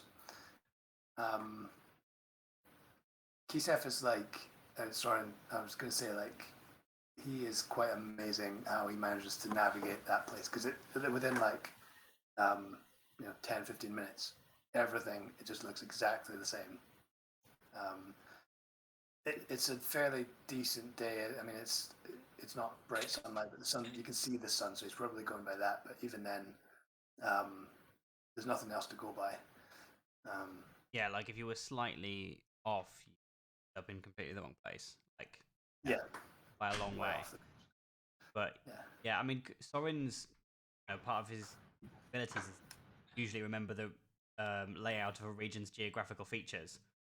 I think he's sort of kind of in a way he's aware of that in a way. Like he's aware like this is completely featureless. Yeah. I like to imagine maybe you even like try to pick out like, oh well, there's like a kind of like a little bit of a hump of snow right there or something, and then but like the details are just like way too vague, and you just kind of lost like coming back. You're like, is that the little snow hump? Or That's the second snow hump on the left. Yeah. It must be really like strange, but someone that like can walk through a forest and memorize the route exactly to the twig, traveling for like an hour and not having any idea the direction you're going. Like it must be so like dreamlike almost, like how like. Yeah, I mean, the Soren is definitely very put out by that, but he's also like he thinks the place is beautiful, so like sort of put out, but he's also sort of right with it. Yeah. But he's also on edge because I think the mist might descend and he's going to be in a fight. Yeah. Okay. Well, speaking of the mist, about 30-40 minutes. You've not. I mean, it's been windy and things, but you've not witnessed much issue so far. But you do catch a whisper in the wind, and kind of realize that in kind of off. You're traveling west, basically, so kind of off to the northeast. You see like a bank of this mist, kind of like curling across. It's quite far away. You don't think you're going to be near it, and it looks like with the way the wind's blowing that it'll cut across behind you, between you and the mine entrance. But you kind of get just the faintest noises on the wind as you see it in the distance. And Soren would just like defer to Keith. I mean, Soren would point it out on the off chance Keith hasn't seen it, but I imagine since he's a ranger, he would. Yeah. Should we hurry along, or do we need to be careful? He's looking at it as you speak. You have to kind of like shout over the wind. You can see that he's like tempted to kind of go back, go and look into it. He's thinking of the rangers that are still out there. But he kind of eventually just kind of like shakes his head and is like, we can't risk it. We have to keep going. We have to keep going. And he kind of starts trudging on again. Soren, and if anyone else is looking at it for a little while longer, as it kind of passes along behind you, you see kind of shapes in the mist, and it looks like the shapes of like a settlement. So you see buildings kind of form as the mist kind of goes across. It's almost like seeing a rainbow in a mist or something, except it's like buildings and stuff. You just kind of get glimpses of them, like silhouette, like grayish kind of silhouettes of them. Yeah. And they're just there, and as they kind of as the mist kind of passes on, the wind kind of whirls it around, it just kind of disappears again. And yeah, Soren would just sort of noticing this. He would try and catch the eye. I don't think he would like because we've got to shout to communicate. And I don't think Soren would be like shouting about this, but he'd just like try and catch the eye of Aral and Karthos and see if like are they staring at it like they want to go back? Are they like what do they what's the look in their faces? Errol's following the ranger. Sorry. Yeah, Carlos is a bit like, I don't know, he's intrigued by the mist, but he's not exactly, but his caution overcomes his curiosity in this case. Yeah, and Soren would marching on. Cool. Okay. It's not long, maybe another 10 or 15, 20 minutes before you reach Kala again, and soon it comes into view. And you see that at some point he's picked up like almost a trail like of hard packed snow, and it turns into rocky patches and the more kind of terrain that you're familiar with in and around the city. And eventually come back to Kala. The guys let you through the gates, and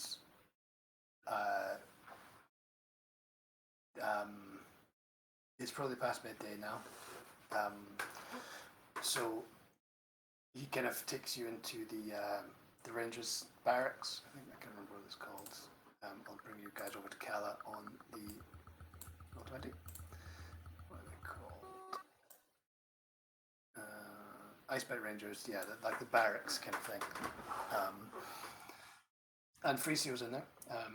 She's got a fire on, and she's kind of probably eating a snack or something, but just kind of resting still by the fire. Sees that like Freesio's okay, Kisev's okay. Helps him off with his coat, and you can see now that you're back, like that journey has taken a lot out of him. Like he kind of falls into a chair. He's like retired for a reason, but obviously his mind's still sharp, but his body's just failing him with that kind of physical exertion. Yeah, you can rest there for a little while to kind of change out your clothes, get dry, and that kind of thing. If you need to. Keith certainly looks like he's going to need a while.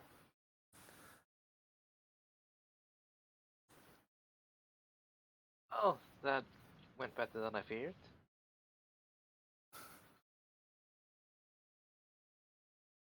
I don't know if I agree with that, but I'm glad we made it out.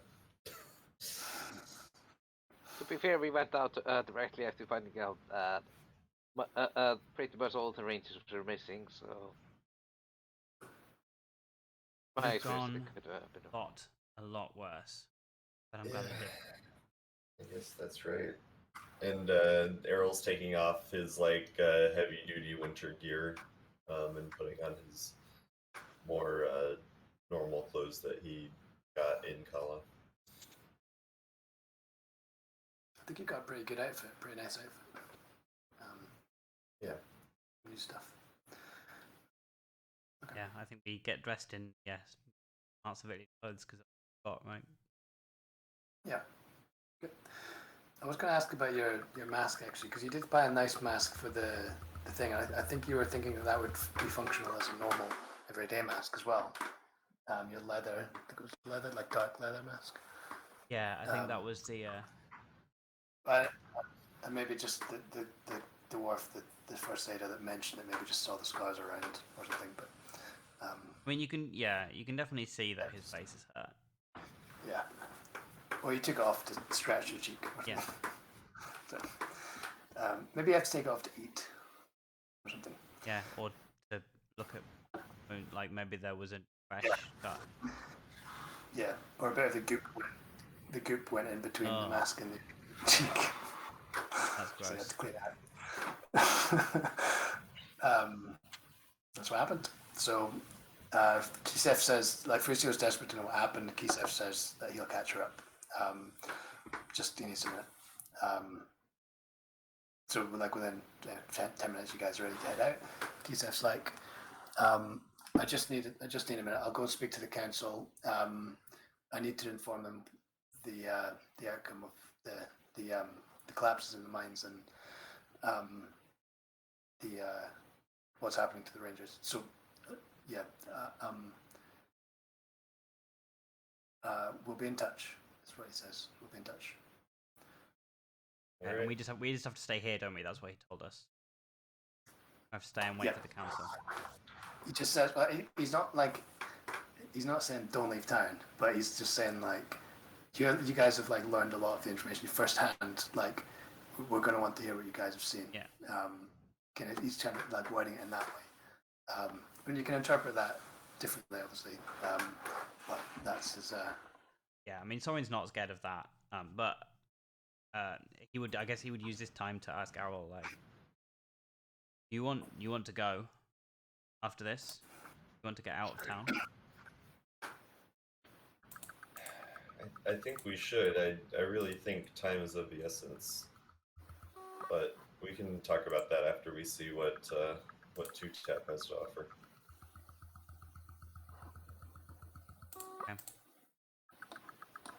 Okay. Maybe I'd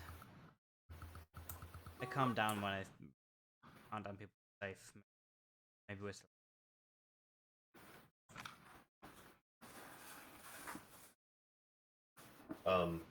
I am gonna go take a quick bio break. I need to use the restroom.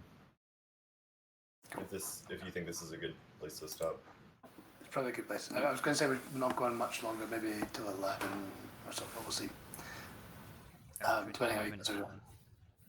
Yep. All right. Cheers.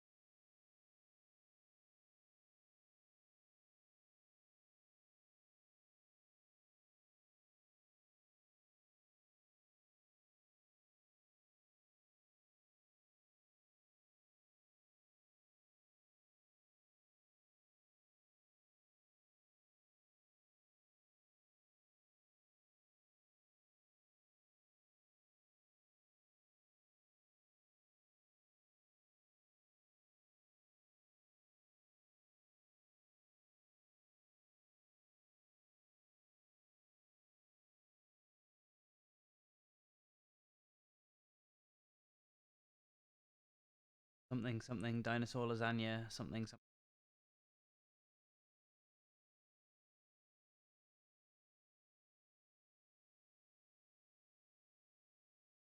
What? Dinosaur lasagna? No. No, I thought we picked up this group in an Abtab group. we Didn't we? did. Oh yeah, Didn't I Tim Carney remember used to them, talk yeah. about dinosaur lasagna in the breaks? That's session. right.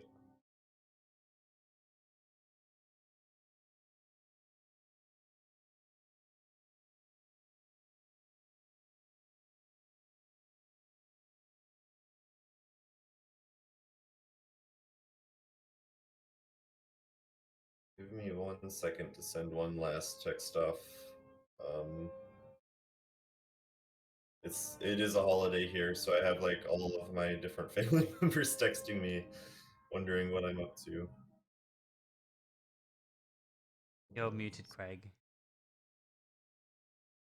Sorry, yeah, I was just gonna say, yeah, have you got big plans for Thanksgiving, or what have you got going? I am actually going to be cooking a Cornish hen for me and my girlfriend.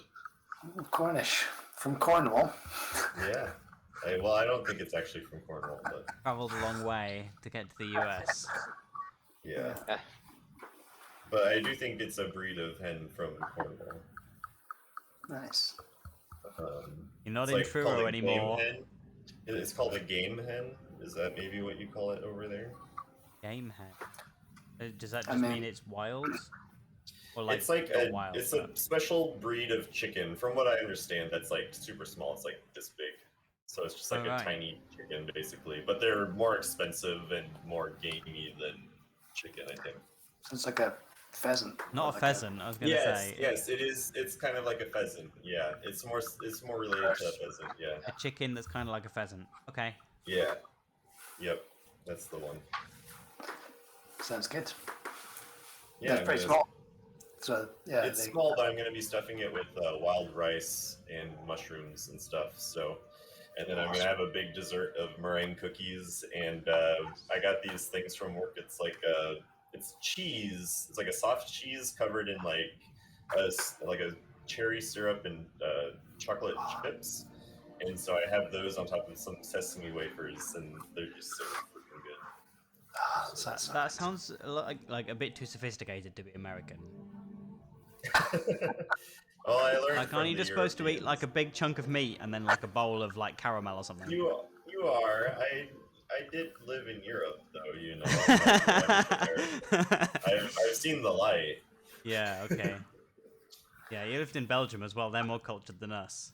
Yeah, exactly. Yeah, we just I eat didn't- meat and potatoes and gravy. Yeah. And Craig just what are eats you skull talking and about? skink. I guess. I guess. Yeah. Yeah. What I mean, black pudding is the height of culture. Yeah, dude, don't diss black pudding, okay? I'm from the Midlands. The Do big you like thing. black pudding? You eat that? Black pudding. Yeah. It's Yeah. okay. It's okay. You That's eat awesome. jellied eel as well? No. No. I've not Okay. heard No? of jelly deal. You've never heard of jelly from the Thames River? So no, You- yeah, From like the an Thames Essex. River. yeah. Alright. Yeah, no, I mean that's not where I'm from. I don't know. Yeah. I don't know what Midlands means. The Midlands is like north and west of London, but not north and Like- west enough that you hit Manchester or That- Liverpool. Not, Kent yeah, not, or York? Is that in the Midlands? No, York is in the north and Kent is in the southeast. Okay. So But Lower Birmingham, Shore. Birmingham is the place. Yeah, Birmingham. yeah. Do you know where Mercia was? Yeah, I that's exactly played a the lot of same. CK Yeah. too. Yeah, Yeah, it's basically there, and then a bit more south from there. There. Old Kingdom of Mercia. That's where I'm from. Would Liverpool be described as being in the Midlands? No, Liverpool is like the northwest, but it's Okay. like it's the near side of the west, if that makes sense. yeah.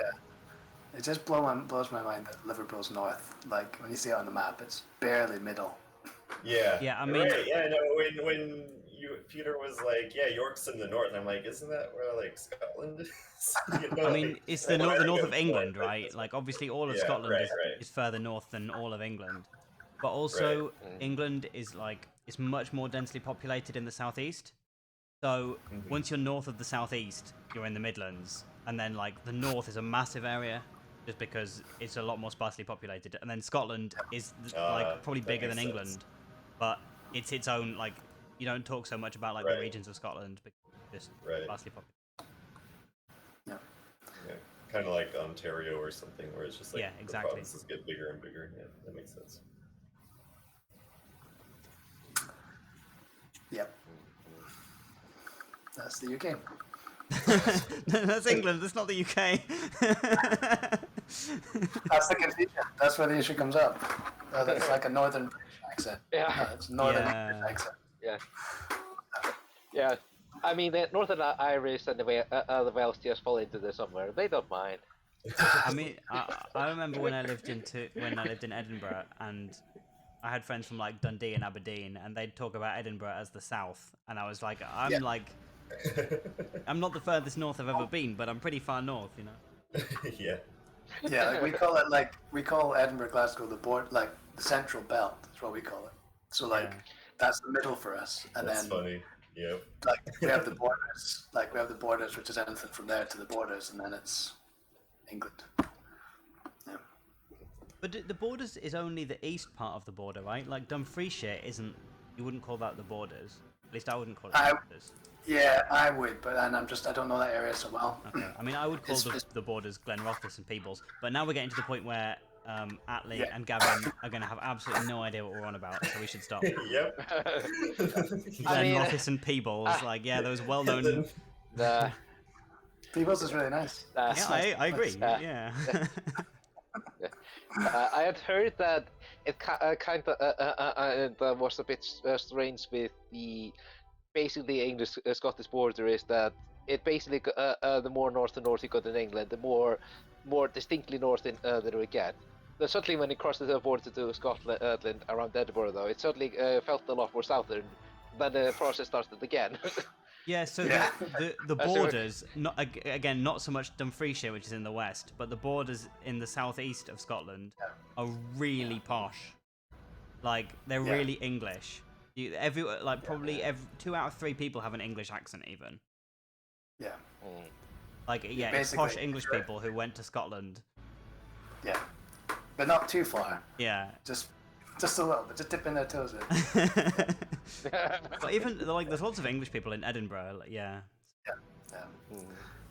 It's more of like we think a lot of the time it's more of like an east-west. Yeah. Like we refer to east and west more than north and south in Scotland. Well, because your 2 major cities are...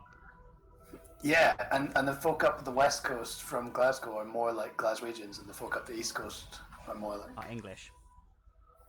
more yeah, kind of.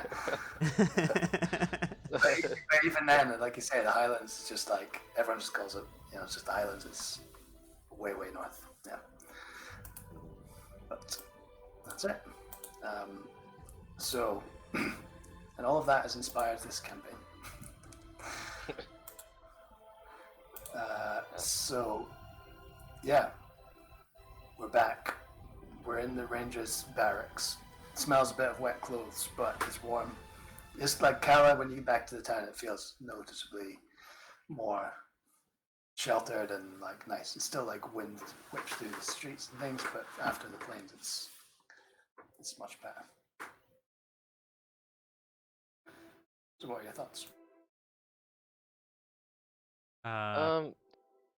My thought is we should probably get these spider racks off to where they need to go as soon as possible. But That is a good shout that I, as a player, had completely forgotten about, but I'm sure Soren would also be desperate to... well, I thought he was a nature lover. Like, these are all part of nature. Yeah, but I, as a player, am a dopey idiot who hasn't slept very well, so... No. So yeah, let's go do that. And All right. yeah, if we get there without incident, I'm imagining there's like a cauldron in the front of the shop that's like just for show, you know? And I just like empty the top half of my backpack of these egg sacks. I just walk through the door and like empty these egg sacks into this like, show cauldron.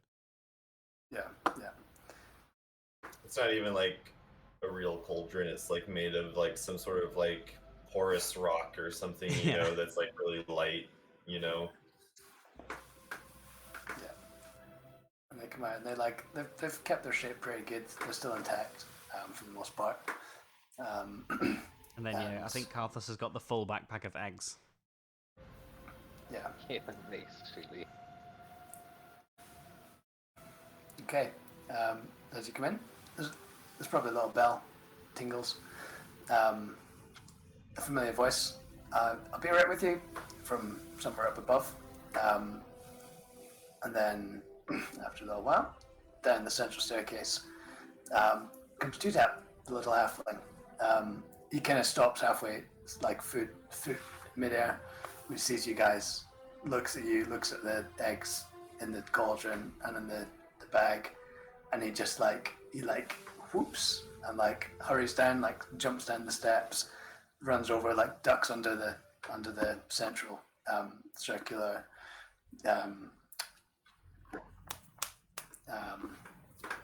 desk thing that he's got, and just runs over to you, kind of looks at the egg sacks, comes over oh, this is brilliant, this is amazing, and he comes over and he looks like he wants to give you a hug. He's just really excited.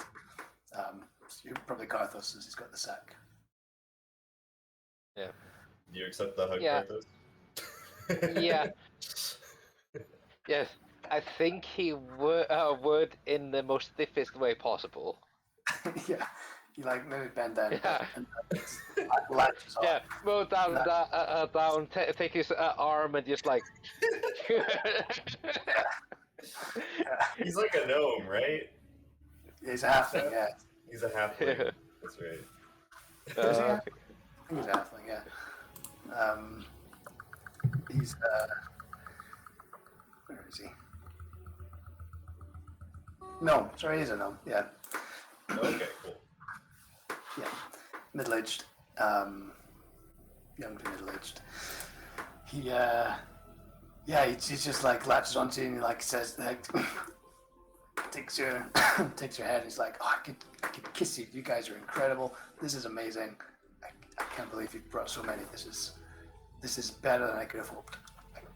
That's amazing. Thank you. And he jumps down and does a little twirl, a little whoop, and he starts dragging the sack over.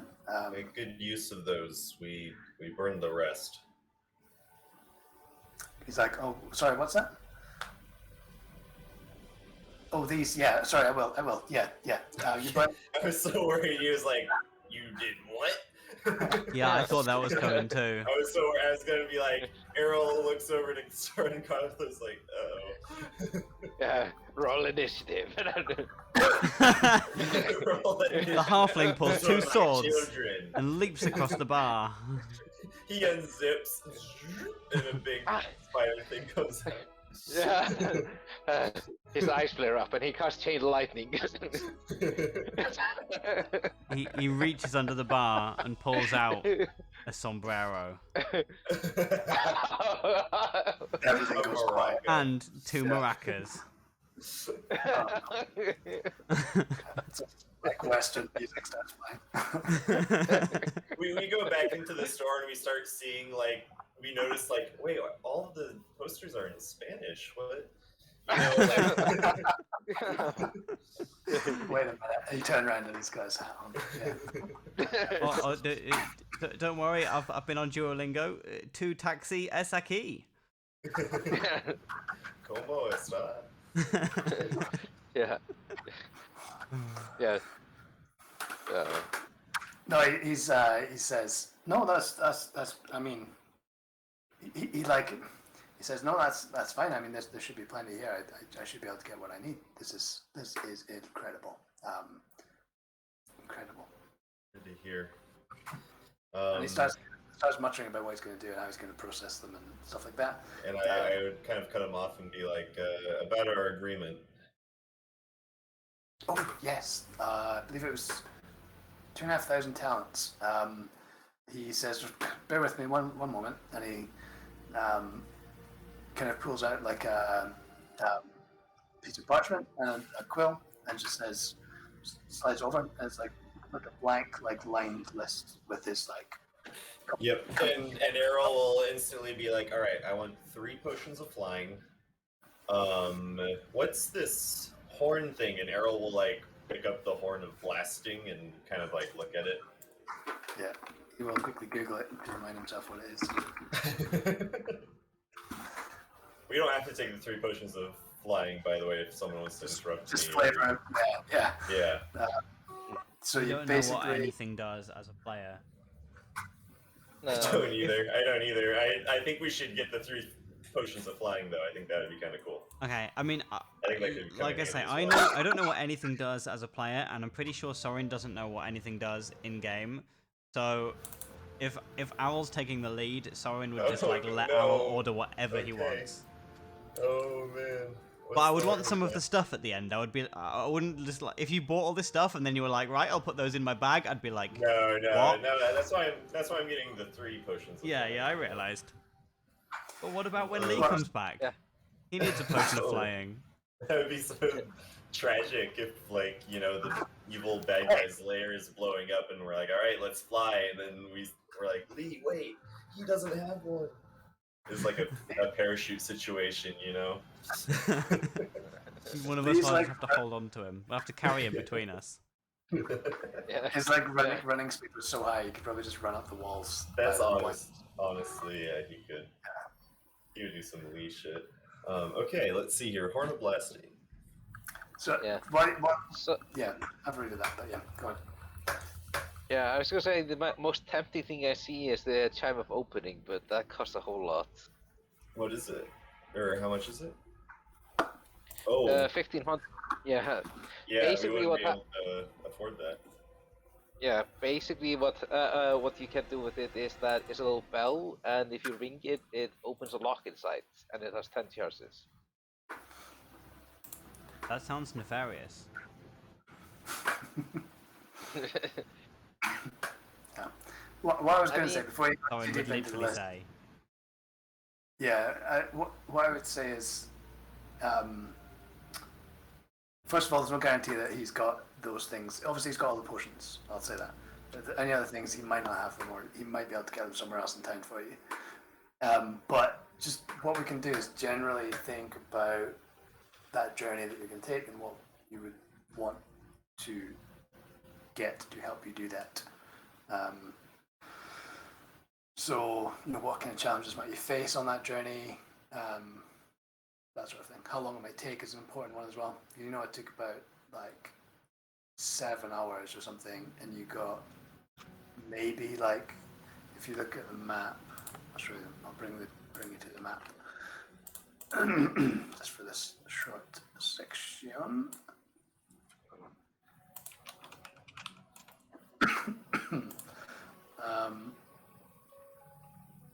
Yeah, there we go. So Cal is way down there. See if I can move that shape.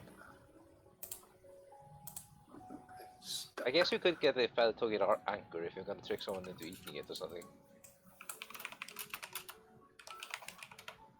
So, yeah, what I was going to say, it took about like 8 hours to get probably about halfway to Arctop.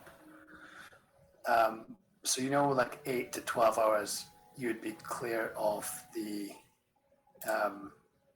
worst of the plains.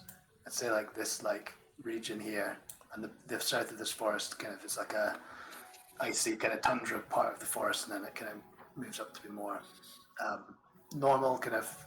Cause the furthest south you came was Ontalia, and there, you know, there was no sign of any cold really there. It wasn't crazy cold.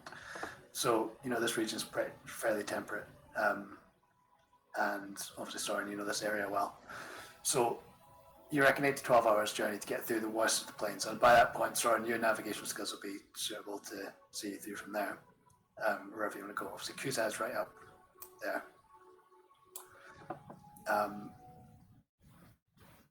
So that's some thoughts. You can see that. I think, yeah, Atlee, you're not on there, but basically, Sorry. yeah, it's okay. It's okay. You don't need to. you don't need to see it. It's just for info. Yeah, so think about it. We don't have to decide now. I think I was going to say, I mean, we can pretend that you buy what you need and we can sort it out later if you want to think about it for a while. I feel like I'd want to ask like Isef, like what we might need. I think that would, yeah. I think we know someone who knows what we will need. So rather than us guessing, ask him. So Yeah, I think I would want to tell him we'll come back and make an order. Right. I just looked up what Push No Flying does, and I no longer want it. Oh, that's So lame. it's only an hour. What was that? Oh, you sneeze. Sorry. It's only lasts for an hour, which would be amazing. So he's flying. It only lasts for an hour, and you can only like. I don't know. It says you can hover. I guess you gain a flying speed, but I don't know. It's just for an hour, and it just doesn't. I was hoping we could fly all the way there. Honestly, It's a good idea. I mean, what we could look at that and say that there could maybe be a flying solution. Let's say. What flying speed do you get? For propulsion, equal to your walking speed. Oh, Yeah. well, so it doesn't make you any faster. Lame. yeah, exactly. Yep. You know, maybe with the wind at your back. Yeah, it could help with like with the Maybe we terrain can and construct stuff, a and- sail, a large sail, sail, yeah, and we a all sail. We better fly make it there and in then an hold the hour, sail. else we're going Dude, this down. is so that is the most D&D idea. And Sorin would absolutely not think of it.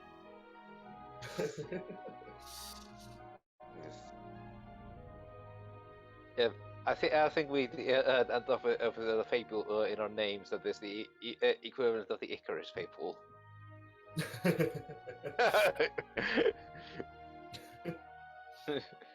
Yeah. Oh, they held too tightly under the sail as it went for 3 hours in the blasting winds until they suddenly died down. Oh no. Yeah, down far to the south. Yeah, let me see. Let me just check if I have the spell Conjure Trampoline. Does Two-Tap give any advice? He does not care. He he doesn't even really like. He's not noticed that you guys have been injured. He doesn't even like ask about how you got on with the spiders. He just he's really starting to work away. He says, if you ask him directly, he's like, "Oh, I don't go out that way. I'm sure Kizef or some of the miners can advise." Yeah, he doesn't. He He's just not kind very. of goes back to work. Yeah.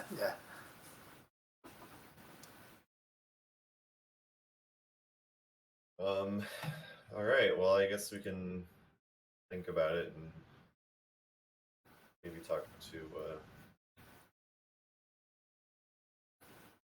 Kisef or something. Okay. What I don't want to do is like there's not been many opportunities in this campaign to do actual shopping and to buy some cool stuff. So I don't want to take that away either. So if there's things that are jumping out, take the time to like research. Yeah. If there's anything not on the list as well, let me know. But yeah. I mean, is Calla the sort of place we could get? Like, would there be shops selling like common magic items, that sort of thing? Yeah, Like, possibly, would there, yeah. would there be blacksmiths? No. I think there would be blacksmiths, yeah. Common magic items, possibly. I always try and think of it like, what would the people of the town need in their day-to-day lives? It's not a crazy military place, but there's an element of a standing army partly because of its history, but also there's a lot of people passing through. And that sort of thing. So, in terms of weapons and fighting equipment, yes. Case by case basis, I'd say. Yeah. So just come here with arguments. Okay, so we're definitely all three of us getting war elephants, right? Yeah. From the place in the ice Cannibal. plains, I reckon there'll be some more Hannibal's elephants. excursion into the Ice Bite Plains. Oh my lord. No, don't be silly. We're on the ice plains. We'll buy polar bears. There we go. Yeah, good. War Yeah, polar of course. bears. Yeah, with saddles. Armored bears. Yeah. Golden Yeah, dude. compasses. Yeah. Make a convoy of armored bears. Down. I like it. All you have to do is train them. Spend 3 years training.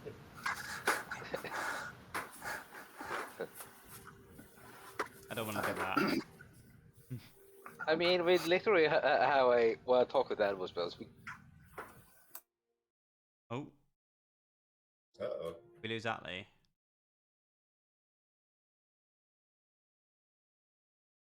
I think we did. Are you still there? I think we have to get a necklace of fireballs. I was going to, as an example, I was going to say, I'm not sure there'll be many necklace of fireballs kicking around, but you never know. You might find one down the pub, like a I appreciate dodgy- this list. dodgy one. Yeah. A dodgy appreciate- bloke, like, I got this necklace of fireballs. Why is the necklace of fireballs with 3 beads more than 3 times the expensive necklace of fireballs with 1 bead? Because it's the efficiency of, like, carrying it. It's more portable. I see, yeah. You can wear it as a slot rather than have to change slots, maybe, like change neck slots or something. Well, and it would be far less fashionable if you had 3 necklaces of fireballs.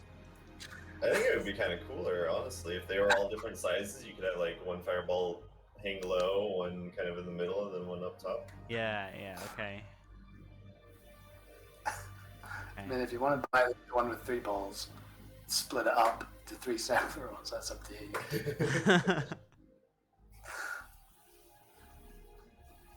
Have we got Atlee back? It looks like. Yeah.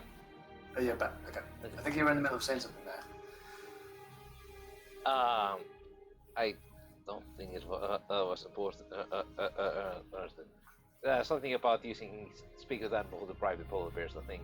Yeah, Okay. yeah, okay.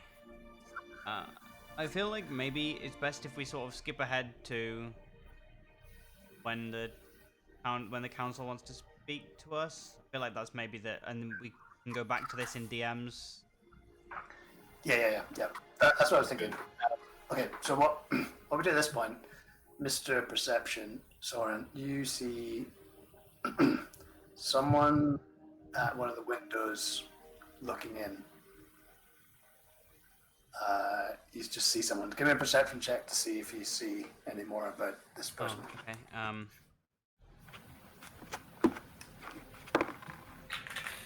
27. Not 20. Oh my lord.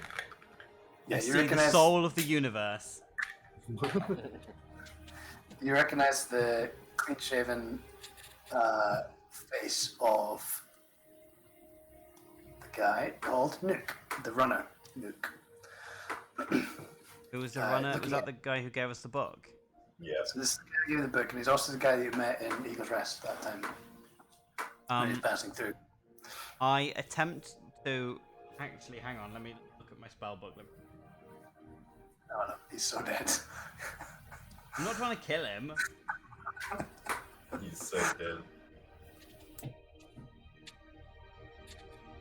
You just like force choke him from beyond the wall.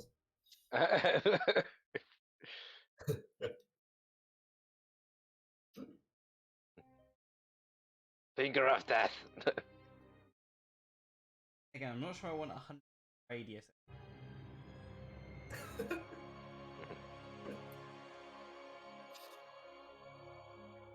Definitely don't want spikes. Well, if he struggles too much, that is his fault.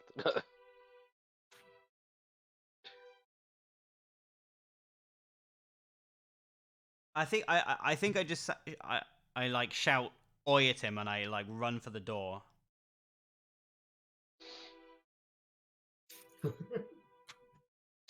I like that you look through all these lists of spells. I was thinking, but I've decided the most simple solution is to like if he runs, I can threaten him. Mhm. I'm just imagining you going through your book. Oi! No, Sorin knows what he can do. It's Peter who doesn't know what Sorin can do. Okay, so you did just cast the spell Oi. Yeah. Have you seen the Counter Monkey video, the Bardic Knock spell?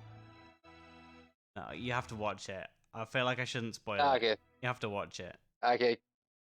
Link it after we're done here. It's like an hour long. Maybe you shouldn't watch it. It's funny. Okay. All his videos are really long. It's just like he just talks for like an hour about a fucking D&D game, but he's entertaining. Anyway. Yeah, I shout oi so at the guy. You run towards the door. I think run Errol for will him. probably notice what's going on and then follow after you. A little hesitantly at first because I don't think he's as suspicious of Nook.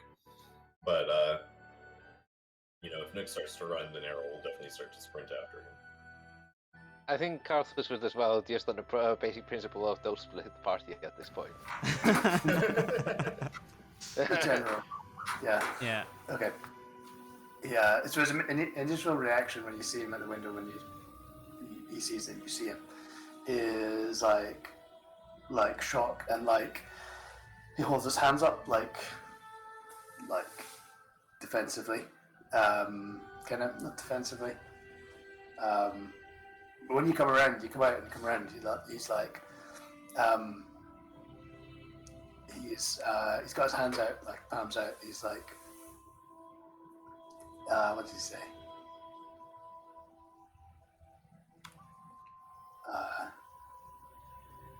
He just says, oh, no, I wanted to find you.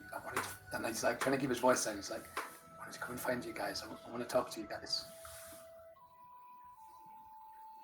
Okay. Errol, where are we going? We have to go. I can't be seen with you guys. We have to go somewhere where we can talk.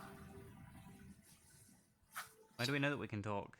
We can't. You can't just like walk into the Gilded Quill. That annoying guy won't let him in. Yeah, let's go. Well, I think you know where we're going. That packed place. What was it called again? What, the drop? The drop. Benedict's Drop. Yeah. That's it. Let's go to the drop. Okay, probably- that sounds like a good place to not get spied on by anyone nefarious. It's loud. It's noisy. It's crowded. That's true. As you like, because you only had 2 taps, you also see the Arboretum as well. Oh, yeah, that's a much better place. Thanks, Just because someone DM. noticed. Yeah, I mean, Yeah. At worst we could also find the barrel. Yeah, we could just in the barrel, just go out to sea bobbing I in the know barrel. just Yeah. the spot says Carthus, and we all lead up to the barrel. we cut to a guard and look at it, and he's like, "Is that 4 barrels floating in the water? What are they doing?" Not an arrow. Hey guys, I think we're really Yes, inconspicuous. Let's go to the Arboretum. Yeah. So, Yeah. Arboretum, 10 minutes. He like walks away as if he's not like heard you, but like kind of nods like just kind of like jogs away. I have a bad feeling about this. Two tap comes out the door. Is like, is everything okay? Yeah, fine. Cool. Well, come back to me with a list, okay? Yeah, we'll do. We will. He's like, no, thank you, and he like smiles and runs back. Oh, I like this guy. Then again, he sent us on a very dangerous quest, but he did pay us very well. Okay. Yeah, so we go and meet at the Arboretum in 10 minutes. Cool. So you go inside the Arboretum. I'm put you back to Gala for now, just for photos and stuff. Inside, Azrael's not there, the old boy, but where does he look like again? Oh yeah, there he is. Before long, you see a Kia is there in human form. And she's like enticing something out of like some bushes. And you see after a while, she doesn't notice you're there. And you see after a while, you see Heartwood like tottering like out of the bushes. And she's like, she's like got her hands out as he walks towards her, and he kind of falls into her arms. Oh my god. And she's like, yeah, like really good. And again, over her shoulder, Heartwood like sees you, and Akia turns at the same time, and she's like delighted to see you.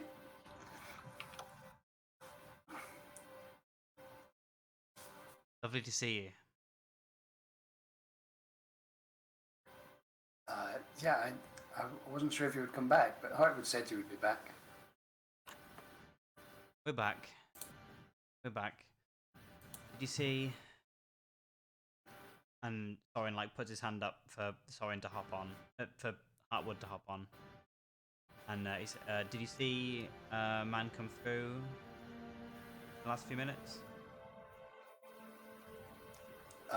Yeah, he's waiting. He's waiting around there. He thinks we've not seen him, but he's waiting around on the other side. Is he a friend of yours? He a friend of ours? More of an acquaintance. Okay. I'll be ready if you need me. Thank you, Heartwood. Sorry, that's Yeah. Oh, What's her yeah, boss? okay. that's the guy. Yeah, I love Heartwood so much. I Yeah, so I let like Heartwood him. like hop up onto my shoulder.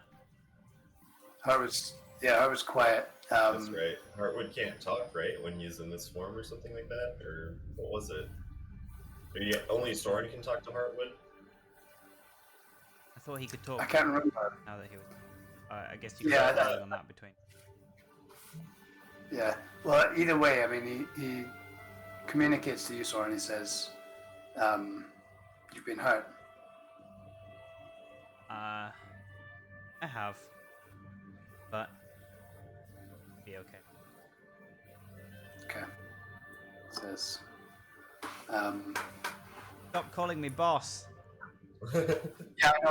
I forgot. He does say boss. He says, I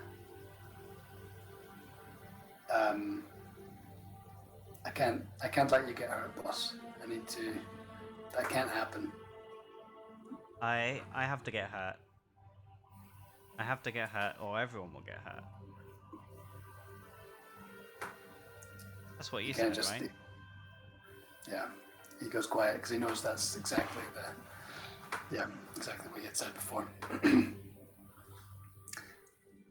Okay. Yeah. We're gonna go soon, but we booked some. You want to come with us? Okay. He just nods. Yeah. And off we go. Errol's Ophidian bolter is kind of strapped to the side of him. And he just kind of has like his hand resting on it, like the holster of a gun, basically. Cool. No paralysis property. I think was this the one where we had to bathe it in the pool of the stagnant water and stuff? Yeah, but I think I still have some. I think it has like 10 charges or something on it. So. Oh yeah. It's not every single time. Yeah.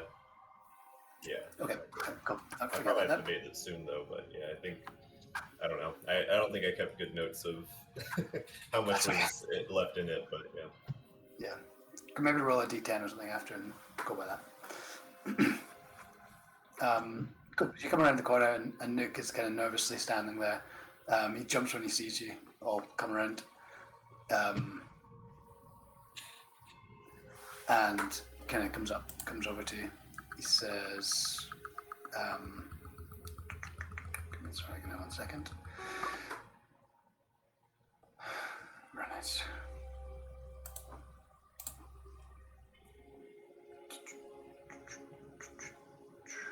He comes over. He's quite like animated. He's kind of always like looking around. He's like, is like he's wanting to make sure he knows who's over here, like if anyone's overhearing, like who's hearing this. He says, "Look, I do not want to lose my job. I cannot lose my job. I've been finally making some progress in this organization, and I don't want to jeopardize that. Okay, you understand?" He like Yeah. he's nervous, especially when speaking to you guys, but he's trying to sound like authoritative. Okay, he's not doing a good job. No. Yeah. Okay. I just have something to tell you. I don't know if I'm just going crazy, but I have to tell you. I have to tell you something. Okay.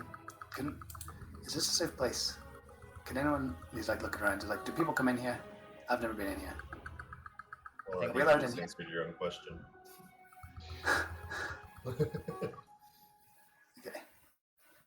And he's looking at. We can go deeper in if you want. It's a lot bigger inside than it seems outside. He's like looking at the glass like nearby. He's like, yeah, maybe that's a good idea. He kind of starts walking. He's like looking at Heartwood. And he's like, can that thing hear me? He's with me. Okay. I love him so much. Okay.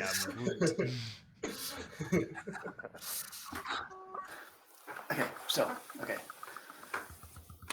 The runners. So when you join the runners, you learn, and even if you're not being recruited, the runners, they're like the most like, noble guild that there is, the bastion of like truth and honesty and blah blah blah blah blah.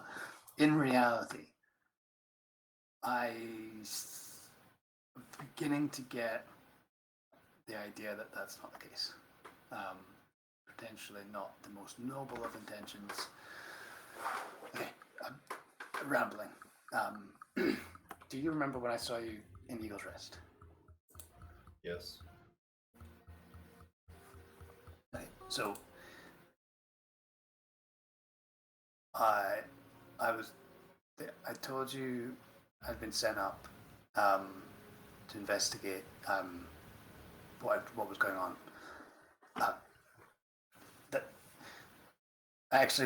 That wasn't why I was there. I actually had another delivery to make. In fact, there was two deliveries.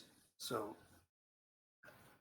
this is the first time in my career where I've been told that this particular deliveries were to be kept or to be treated with the utmost secrecy. That's the exact words. I don't know. I'm doing my job. I'm looking to get further in my career in this place. I do what I'm told. I don't ask questions. Great point. My first delivery. Do you remember that guy, Goma? Yeah. Remember Yes. him. And Daryl will kind of pat his bolter. I heard he'd been killed, actually, now that I think about it. I heard that too. So he was the recipient of a delivery from me. I was told when I got to Great Point I was to disguise myself and sneak something to him. Just a letter, and I don't know what it was, but I did, and I guess a few days later he was dead. But anyway, before I even got to Eagle's Rest, before I even met you guys, I also had another delivery, and he kind of like sits down. He's like wiping the sweat from his like forehead, and he like lowers his voice. He's like, "I went up into the hills, near the town, near Eagle's Rest. I was told to get this note to this old cathedral place, real creepy looking ruins, and there was there were goblins.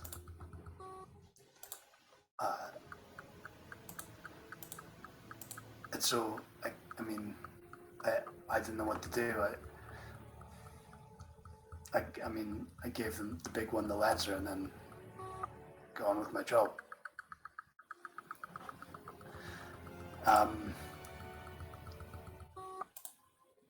The thing is, it's not just me. Some of my friends have seen the same thing. Packages being commissioned, sent strange places. The Reekbog Marshes, which is near Greenkeep, way to the north. Some places in the Silver Spine Hills, and nobody's lived there in hundreds of years, but apparently there's runners going there for some reason. One of my colleagues was commissioned to deliver packages to each of the Burning Sisters as well. I don't know. I mean, obviously, it's weird. There's a lot of weird shit going on, and I don't like it. And I'm just kind of putting these things together. I don't know if I'm going crazy, but I don't know if it's like adding up to an image of the runners that I had in my head.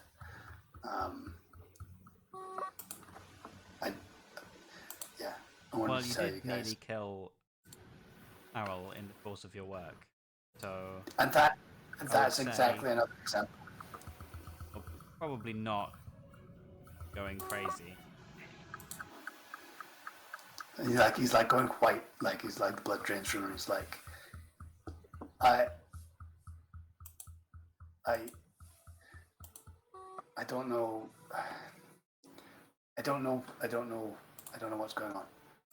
That book that came out in the package, is commissioned by Tholman Wazo.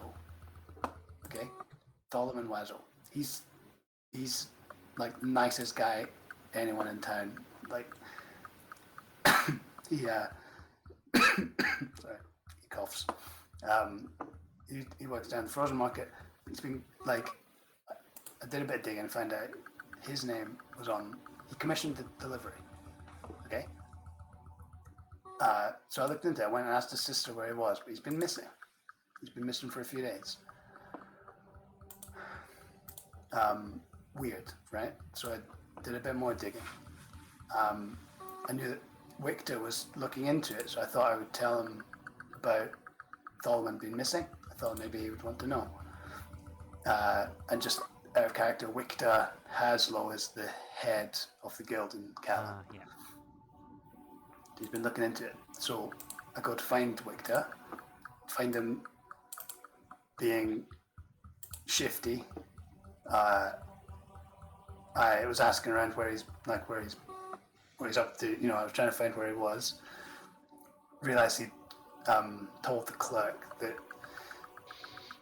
he was going to the Gilded Quill for lunch, and he wasn't there. I mean, long story short, I see him heading down towards the warehouse district in town, and he thinks he's much more clever than he is, but he thought he was clearly trying not to be followed. So I followed him, and he goes into this warehouse, and I think it's one of the ones that Tholman owns, but I don't know, I don't keep track of these things. It was weird. He went in this weird like side entrance, like into like the roof space of the warehouse. It was weird. I don't know why I'm telling you. I just feel like you should know, because I feel like responsible for the book, and I've been trying to find out what's happened, just so to put things straight with in my mind, what my company that I work for, how they do business, and it's just unraveling, and it's becoming a bit too much for me. Errol would put a hand on Book's shoulder and say, "It's all right. Thank you for this information." Do you have anything else you need to tell us? He just he like thinks for a minute and just shakes his head. I mean, I know people in the runners. I know. I'm a good person. I don't. We do what we're told. This company is very performance driven. You have to do what you're told and do it well. Hey. And I put like, I don't know, 2 or 3 jots in his hand. I say, go to a tavern, get yourself a whiskey, now. Thank you. He like takes the coins, just kind of like squeezes them. Kind of gets like unsteadily like to his feet. Like nods, like yeah, okay. I'll be at the drop. If I remember anything else, I'll come find you guys again. But I mean, I heard rumor that you're leaving, but Well, we appreciate it. I'm sure our paths will cross again. It's not like you stay in Cala. I kind of do. But I mean, as my job takes me far and wide, so We seem to keep bumping into you. So we do. I mean, I need to have a think about, if this is the right career choice for me. I don't know. Questioning that now. enjoy your whiskey. I wish you the best. Thank you. You be careful. Take care. And he like runs off.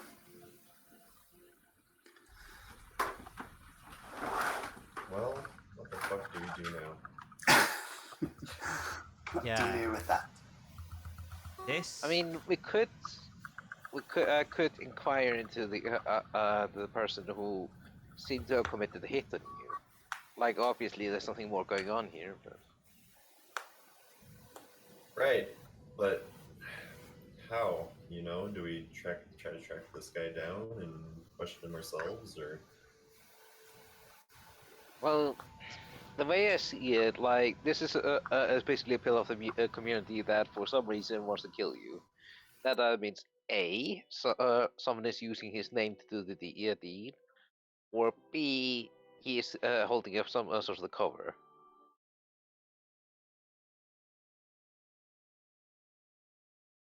We need more answers before we travel. It could be dangerous. I think we should find this headmaster Haslow and get some answers. Yeah, we should probably try to be subtle about it. That's what's... Do you want me to stay at the Quell? Why?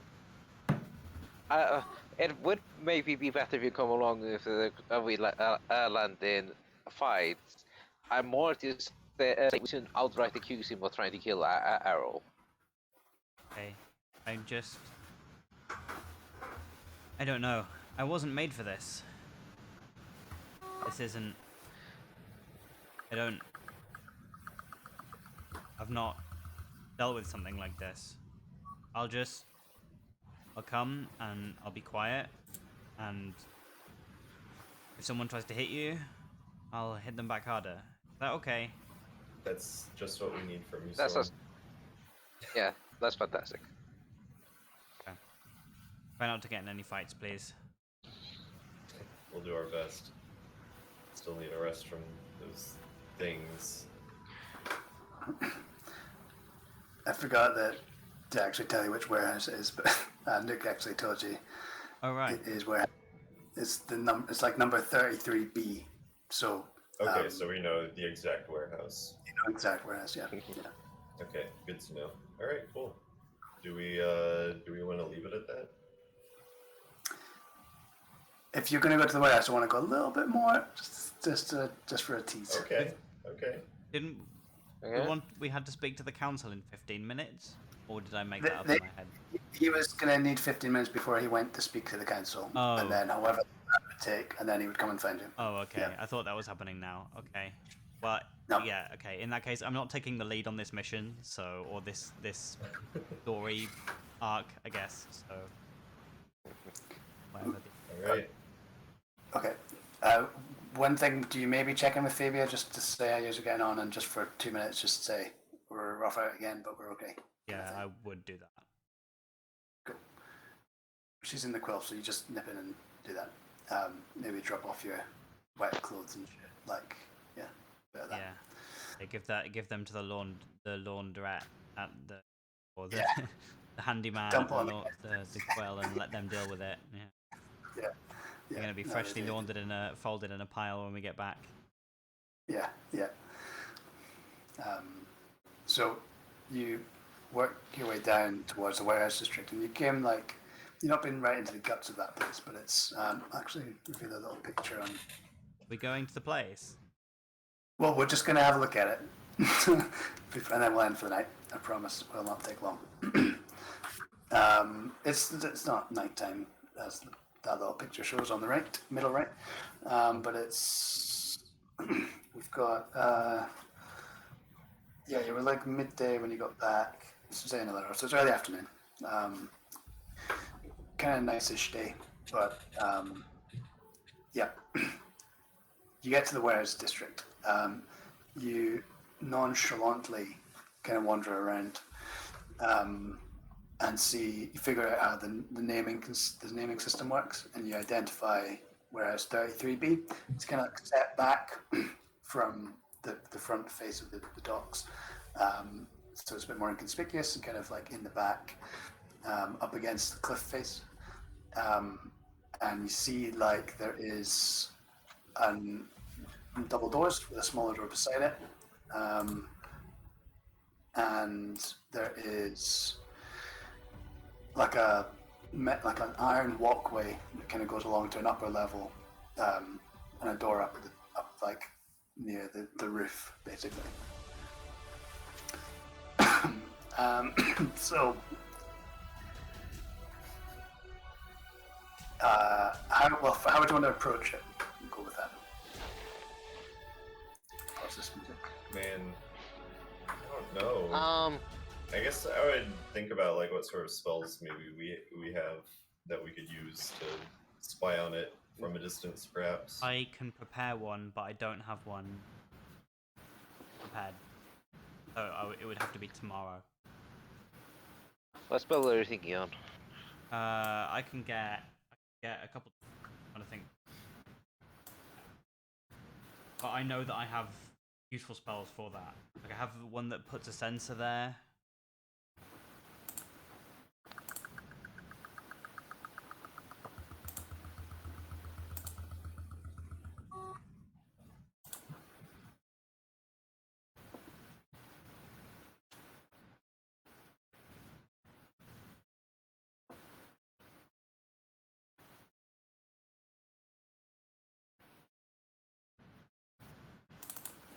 And it,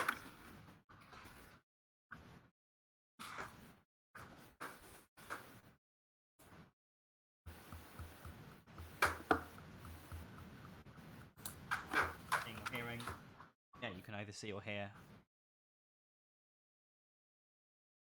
Could we perhaps retcon, say that we went back to the quill, slept, and now we're back at the warehouse? How long do you just... After Soren's prepared these spells.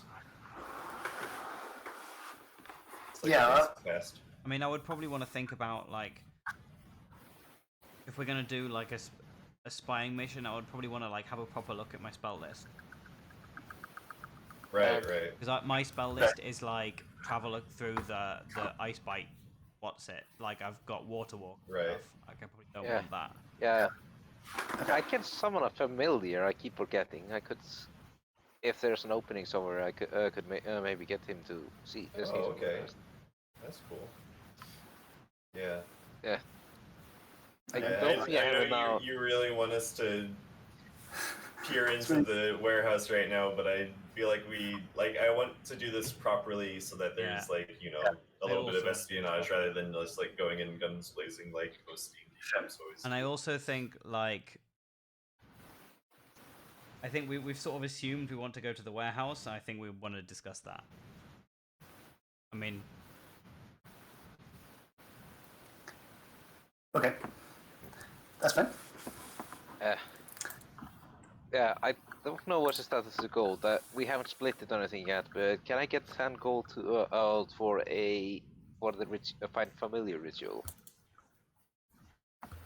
Well, I don't think he actually gave us gold. He kind of gave us like a gift card. Oh, to taps, you know. costs you gold for finding me. Well, it can technically cost me 10 gold worth of charcoal, incense, and herbs that must be consumed by fire in a brass brazier. But... Oh wow! You can get that from 2 taps. That's Okay. exactly the sort of stuff you could help you with. That's true. Yeah, that makes sense. Yeah. Okay. Can I just retroactively say I got it for, let's say, 5 summonings or so?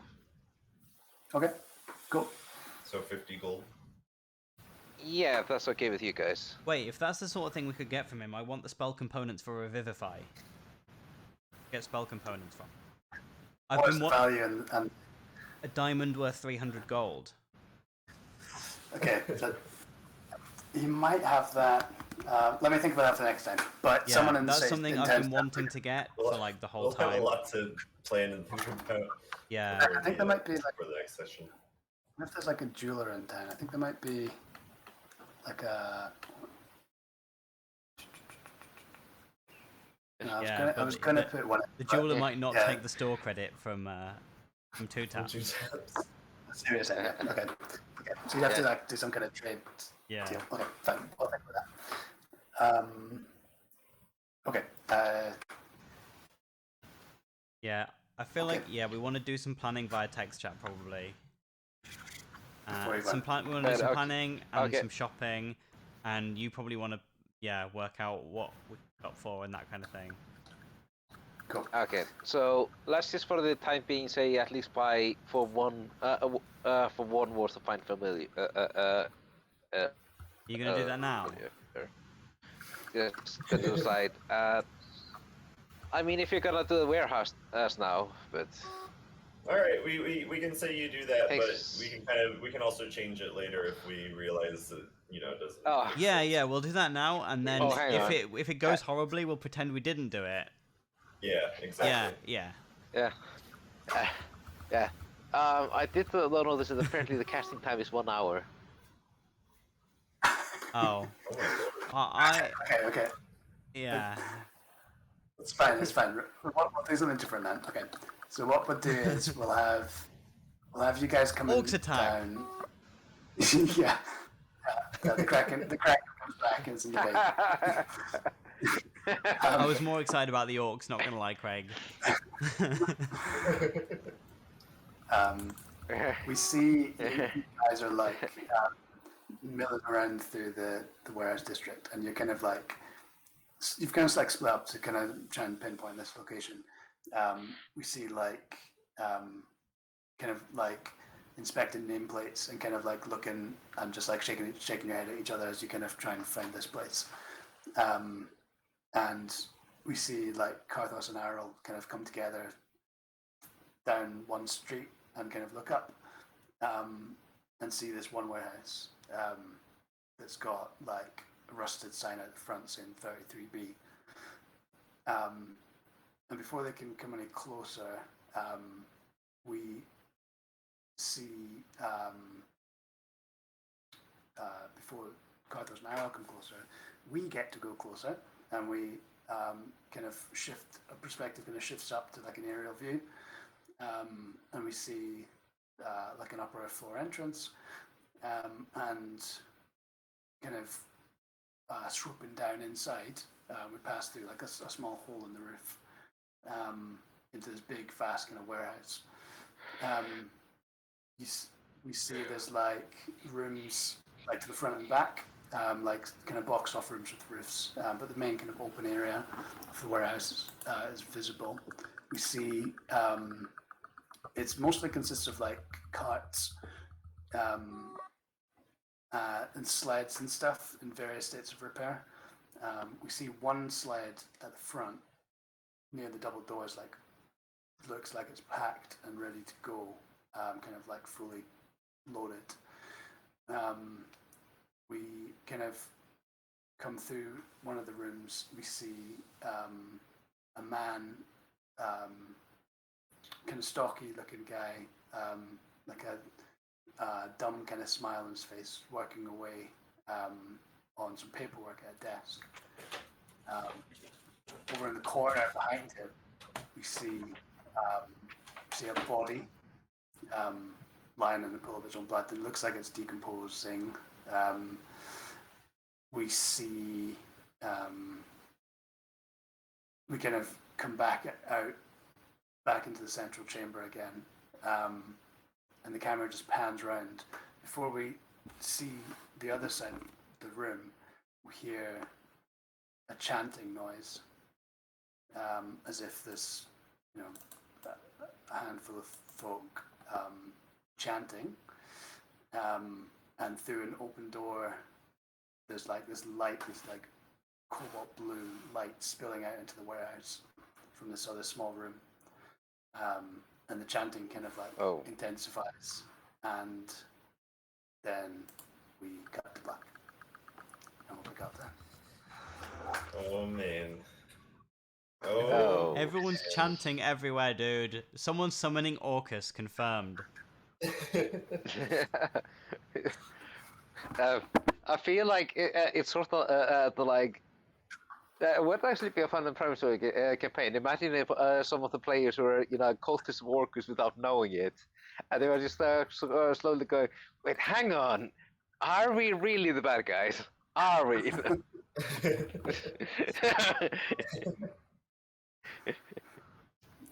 Have you seen the Mitchell and Webb sketch? Like, are we the baddies? Yeah. Are we the baddies? Yeah. Well, it's like we do like this evil chanting, and it's it makes And me there's a think guy maybe, decomposing in his own blood over there. Yeah. It just seems like the baddies would do. And the skulls. Yeah. Why do we have skulls everywhere and blue light? Wait, are we the baddies? We have blue light. No, our light is the noble blue, like the noble blue bloods. And Soren is the only person in our party now who's explicitly a goodie, I think. The only one was pretty clear. Yeah. I guess so. Mm-hmm. Like, I think you guys are goodies, really, but you haven't realized it yet. Yeah, I like to think that too. Lee was a goodie. But he was too much of a goodie. Now he's off doing some good guy shit. Very true. Yeah, turns out he's saving the world from some completely different threat. Yeah. Yeah, we'll get there, and like it'll come to like the big boss fight, and Lee will just like appear behind him and slit his throat, and the campaign will be over. Yeah. He's only level 20, and... Yeah, exactly. He has like a robotic arm that like transforms into like a laser gun.